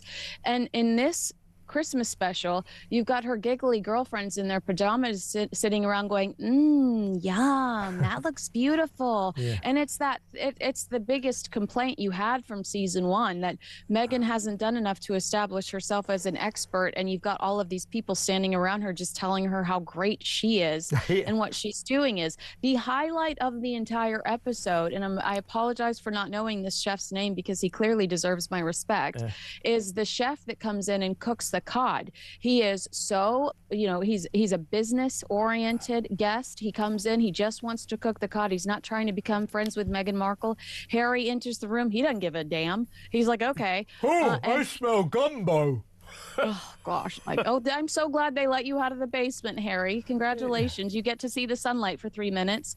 And he was a great guest, and he was a great guest because he was authentic and he was there to do a job. He did that job. He executed it perfectly, and he was an actual expert. But when Megan is in the position of being the expert, the show is just, it's not tolerable at all, because you're not buying it. You're like, this woman is here because she married a prince, not because she's excellent at gumbo. No, and that sort of bald chef guy, he did make up a salad. I never thought I'd agree with Prince Harry, but I certainly did. It was a salad made up of beetroot, or beets as you call it. Oh, I thought it looked great. I thought it looked hang on a second. Now, you and I are going to disagree on this.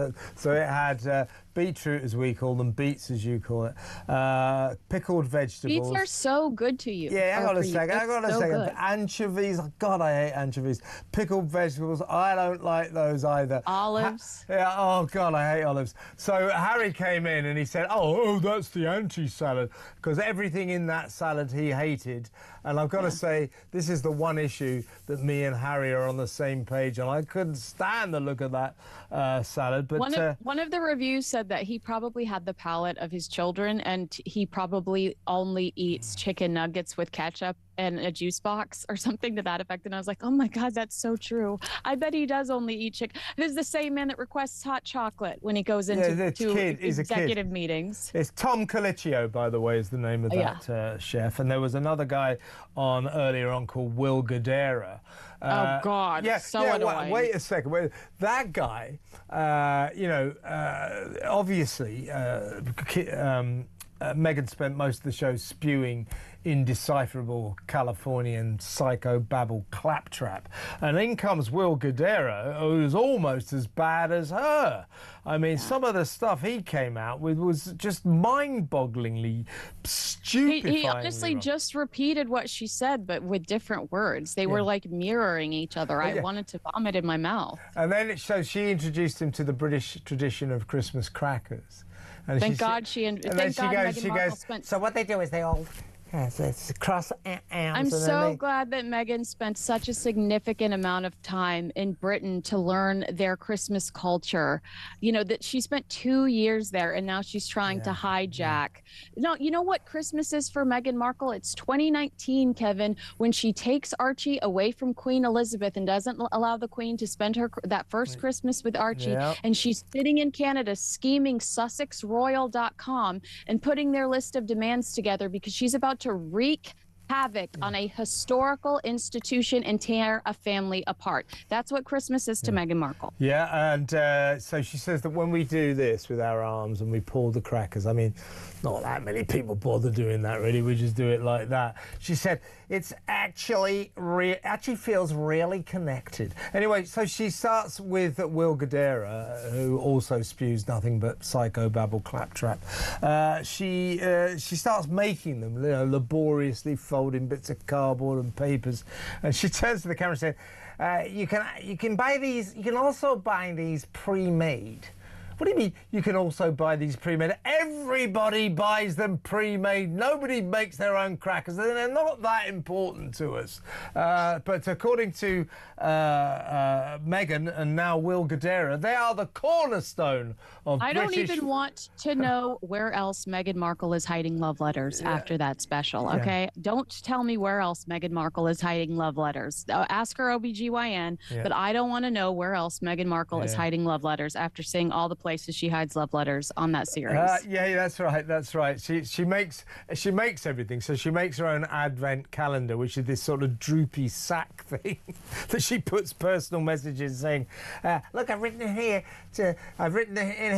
I love you because you're brave." Oh, great, thanks. And she writes something to Harry and puts in a little hat and a little chocolate, which will match his little intellect. He'll enjoy that, won't he? Hey, Kinsey, I got to go because we've spoken too long, but that was a hell of a half hour. Great to talk to the brilliant Kinsey Schofield, host of Kinsey Schofield Unfiltered.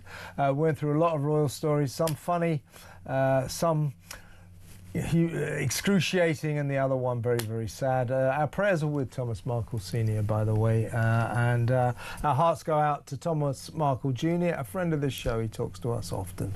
So, Thomas, if you're watching, all the best, mate, all the best, and we're praying for your dad. Let's go to break now. When we come back, your messages, your phone calls, and also your WhatsApp voice notes.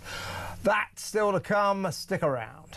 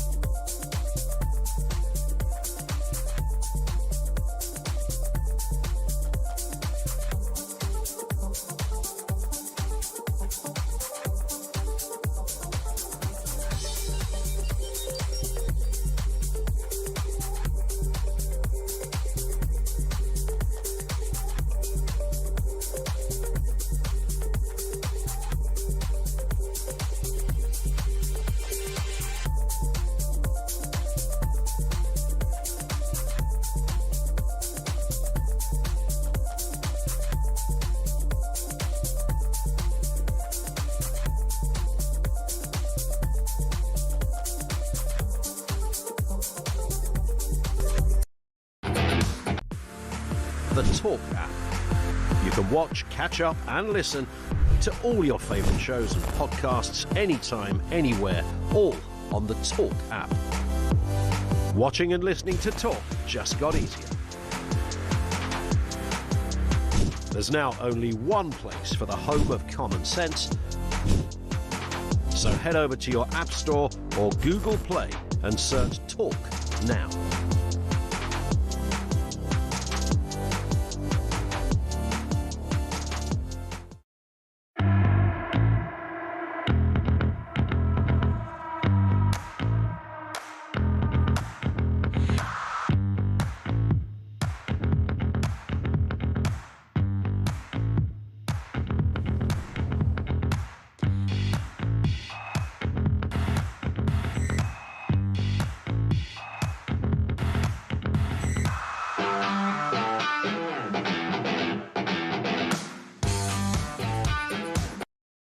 Across the UK, on DAB+, on YouTube, on your mobile, and on your side. This is Talk. Welcome back. I've got a message from Ernie making a good point about these facial recognition cameras that are going to be put into every town unless we can stop it. We should try and stop it. Just say no, folks. Kev, the facial recognition cameras would be useless on my estate to solve crime. All the wrong uns wear balaclavas, scarves and face masks. Another waste of millions of our hard-earned cash. Yeah, that's a good point, that. The wrong uns tend to wear masks these days, or these hoodies, you can't see anything, so that's got to be factored in. Let's listen to a quick voice note before we go to the phones. This is Bridget on Nigel Farage. Just with regards to Nigel Farage, my God, aren't the lefties going after him and doing absolutely everything they can to discredit him? I was brought up in a small village in Ireland, came from a large family. We weren't very well off, as some of our peers were much better off than we were. If I was to go back and accuse all the people there of the things they said, the name calling, etc., my God, I'd be blaming everybody in the village, Kevin. I mean, it's school time banter, and you know, you just get on with it. Times were different back then. Yeah, I mean, Bridget's making a good point. Let me ask all of you. I mean, I'm thinking back to my days 50 years ago or something like that when I was at school. Can I remember? I can't remember a damn thing I ever said at school, to be honest with you. I really can't. Think about that. Think about that. Suddenly, all this various pupils who went to school with Nigel Farage to Dulwich College half a century ago, so have didactic memories. You know, they know exactly what they're... I wouldn't put too much store by that if I was you. The big accuser, a Jewish kid who went to school with him now, obviously in his 60s as well, is a BAFTA-winning documentary maker. You know, those BAFTA-winning documentary makers, they're always Brexiteers, far right. No, they're not! He's a Remainer. Take that as you like. Right, let's go to the phones. Martin's been waiting a long time. Martin in Cambridge. Martin, sorry to keep you. You want to talk about anti-Semitism? Yeah, basically what it is, Kevin, is that you have to look at it from the left perspective. They hate success. They hate hard work. They hate striving and education and family and all the rest of it. And that is, you know, that is what the Jewish community is. They strive, they work hard, and they do all the rest. You know, I think that's right. Sorry to interrupt, but I think that they turn that into this caricature stereotype that, you know, not only do Jewish people work hard, not only are they successful, they're rich. They've got loads and loads of money, and they use that money to influence. You know, that is the trope about Jewish people that is in itself anti-Semitic. Now, I live in a very Jewish area of London, North London, and a lot of Jewish people there. You'll know this, Martin, I think. Yeah. Now, the idea that all the Jewish people in North London are rich is absolute nonsense, because a lot of them are strict Jews. the Hasidic Jews, and their creed means that the father, the man of the house, studies the scriptures 24/7, while the rest of the family do their best to bring in the money. These people are not rich, so that in itself is an anti-Semitic lie. This whole idea about Jews are all successful, they all own businesses, they've all got money, in itself anti-Semitic. Absolutely. So what these people on the radical left believe in, they don't believe in family, they don't believe in, what the Jewish sort of belief system is. So they are anti-capitalism, anti-capitalist. They want to destroy everything that we stand for, hard work and enterprise and all that. Yeah. And that is epitomised by the Jewish community. You batter the Jewish community, you are basically taking on what we believe in, the capitalism and the free markets and all the rest of it. They detest it. They want to own us. They want to control the state. They want to control our identity because, let's be honest, these people are failures. They can't do anything else. Yeah. So that's what they hate us. They hate people who are successful. And if they try to, I don't really like this expression, but they want to other the Jewish community, just as the Nazis did in Germany. And that's why we've got to be damn careful. The rise of anti-Semitism, I mean, that video we showed earlier, admittedly from America, that's a compilation of lots and lots of different demonstrations where these pro-Palestine, anti-Israel people, their sentiments towards Israel and Jewish people have got so extreme that they're supporting Hitler, they're supporting the final solution. We're heading in that direction.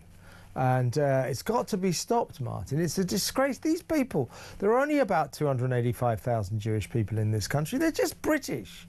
They're just British. They're no more un-British than a British Catholic. You see what I mean? It's a nonsense. It's got to stop. It's got to stop. Martin, with you all the way. I've got to move on because the show's rushing away from me. But really good to talk. Thank you. Martin in Cambridge. Let's go to break. More of your calls when we come back.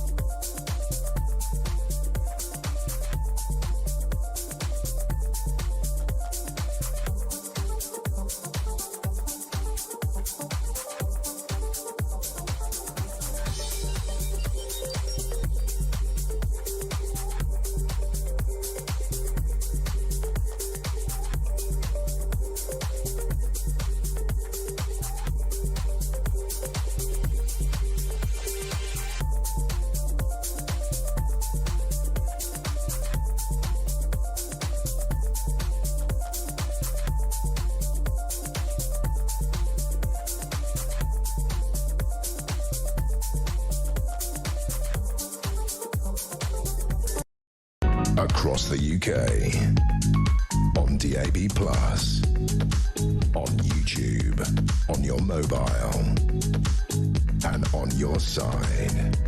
This is Talk.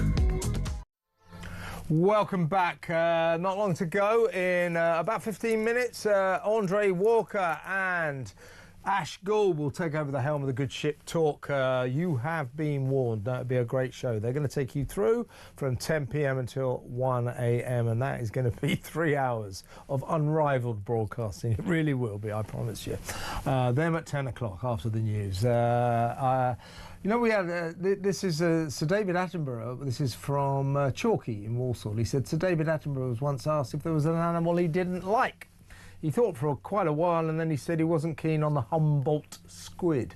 Is the Humboldt squid, producer, can you look that up for me? The Humboldt squid, is that the giant squid?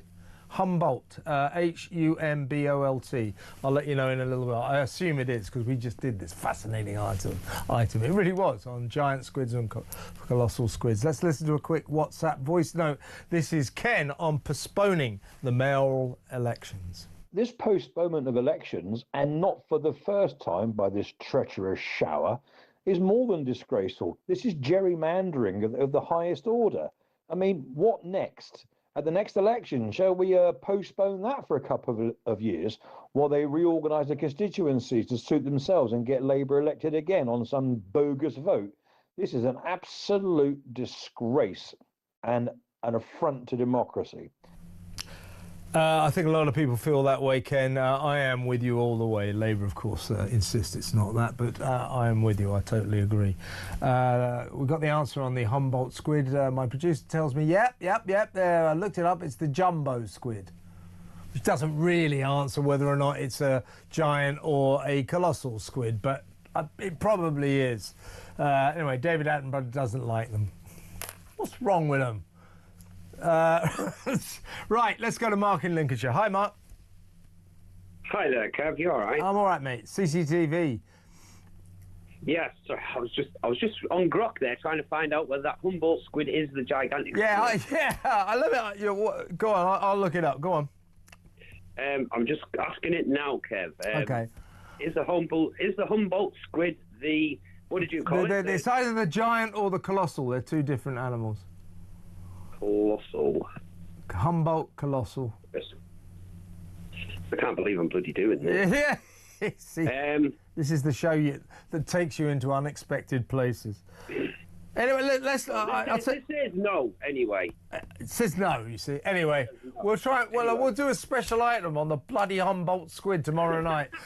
In the meantime, what are your thoughts on facial recognition cameras in every single town? I think it's just a continuation of the authoritarian state, really. I agree. You know, when you look at everything they're doing, they've gotten rid of jury trials for most things now. We already were the most surveilled people in the world. Yeah, that's the point. People don't realise that we have more, per capita, we have more CCTV cameras than any other country in the world, including, despotic states like China, North Korea, Russia. You think about that. We're already the most spied upon people on the face of the planet, and they want to spy on us even more. Yeah, absolutely. It's absolutely. I mean, I say it's astonishing. I'd say we've got to draw the line, Mark. I say we've got to really protest about this. Yeah, this is up there with digital ID cards, if you ask me. Well, I think for me, Kev, what this stinks of is like that saying that lots of people think come from the KGB, but I think it's just a saying that happened, and that's that thing with find me the man, I'll find you the crime. That kind of thing. Yeah. Right, give me the man, I'll give you the crime. Yeah. That's where we're at, because when you do stuff like this, when you constant surveillance, it's basically the state saying you're already guilty of something. We just wait to catch you doing it.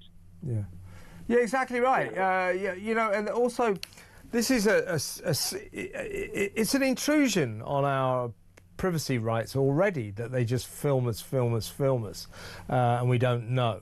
But what they're proposing here is they utilise facial recognition cameras, and unbeknownst to you, you'll be walking through your town centre.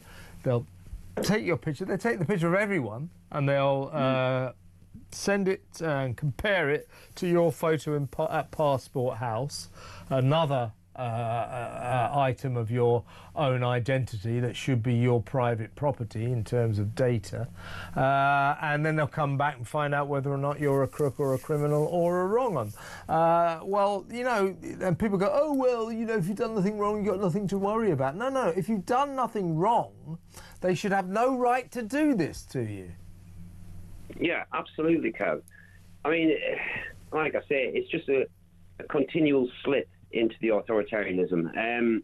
You know, like I said to the lady I spoke to originally when I rang up, I'd say we're getting like North Korea, but in many ways I think we're worse than North Korea. Well, in terms of surveillance, as I said, we are worse than North Korea. We are worse than China. We are worse than Myanmar. We are worse than every single despotic, totalitarian dictatorship on the face of the planet in terms of surveillance. Think about that. And they want to make it even worse. Yeah, well, like I said, Kev, it's a bloody outrage, really, at the end of the day. That's it. That's exactly what it is. Yeah. Just before I go, Kev, the Humboldt squid is known as the jumbo squid. Yeah, that's. Yeah, but is it the colossal squid or the giant squid? Folks, I guarantee you I'm going to give you the definitive answer on this tomorrow night. Marking on that Humboldt squid, jumbo squid confusion. I wish you a very good night and thanks for another excellent call. Mark in Lincolnshire there. Here's Hayley on WhatsApp voice notes about Keir Starmer.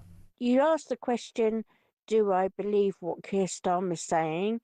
I can't believe a single word anyone from there says, and I just don't get it. How can they look themselves in the mirror and think they're in the right? They are so wrong. Yeah, and you're right, Hayley, they're liars. Keir Starmer lies, Rachel Reeves lies, they all bloody lie. It's unbelievable. Let's go to break. We'll talk to Joan in Sunderland when we come back.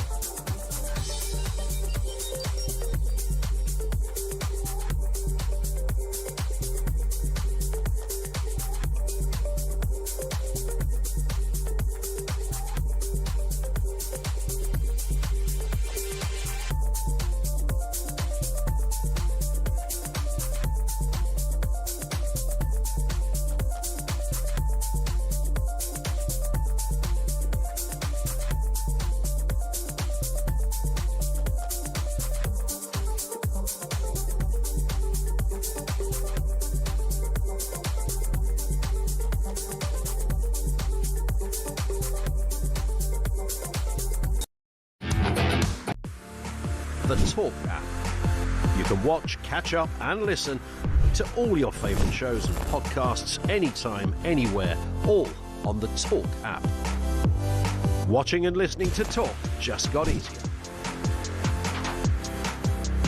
There's now only one place for the home of common sense. So head over to your App Store or Google Play and search Talk now.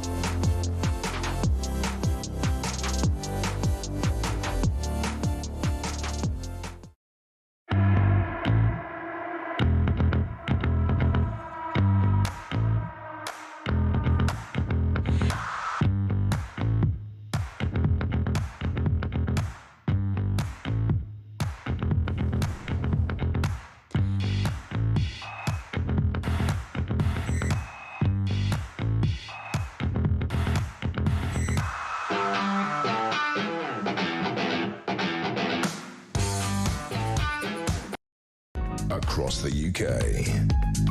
On DAB+, on YouTube, on your mobile, and on your side. This is Talk. Welcome back. Lorna Love coming in for Young Bob, my guest, from 8 to 8:30 earlier tonight. One of the most extraordinary, or the most extraordinary 17-year-old I've ever met. And I mean that in a good way. Janie Boo says, Great Britain needs more young people like Bob. His values are all about British people. I'd be proud if he was my son. Hev says, good luck to young Bob. His parents must be proud. I know I am. And so on and so forth. So lots and lots of love for him. He is a remarkable young man. Whether or not you agree with him, I mean, articulate doesn't even begin to cover it. And I do agree with a lot of what he says. You know, as I told him, I'm not so much into the Christian side of things. I'm not against Christianity. I'm just not a devout kind of a person. But his outlook and his views, I'm with him mostly. He must not be confused, like Charlie Kirk, he must not be confused with the far right. He's right of centre, but he's not far right, just as Charlie Kirk wasn't. The BBC, far right, Charlie Kirk, far right. I say he wasn't far right, he wasn't. Let's talk to Joan in Sunderland. Hello, Joan. Hello, Kevin. I'm just wondering how it is our country has become so full of hate. It's shocking, really. It's oozing hate, Joan, I agree. And when you look at the characters we have in our parliament, it's absolutely toxic. It starts with Starmer. Think of Southport when we were far-right thugs and racists. Every time that Mr. Nasty Khan opens his mouth, you're either a far-right thug or you're a racist. It's just terrible.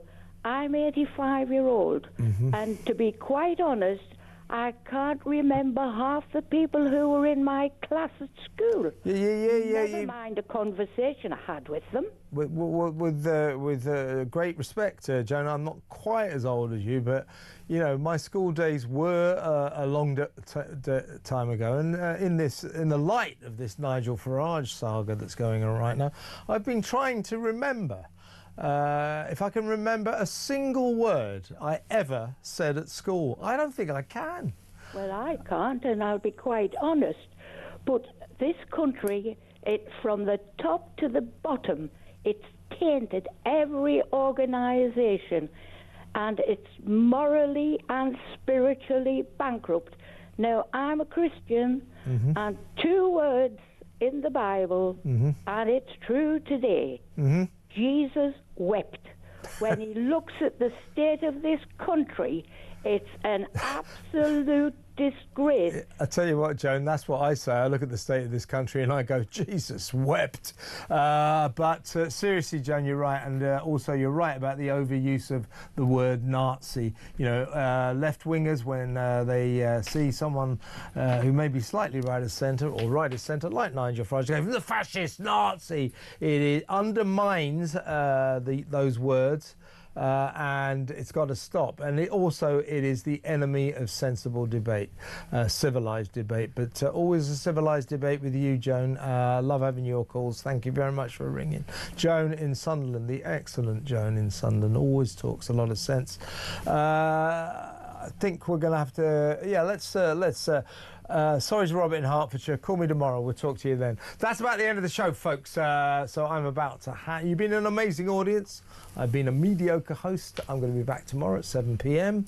With another edition of the Political Asylum. Starts at 7 p.m. I expect you to be there. In the meantime, in just a minute or so, I'm going to hand over the reins, the helm of the good ship talk, to the brilliant...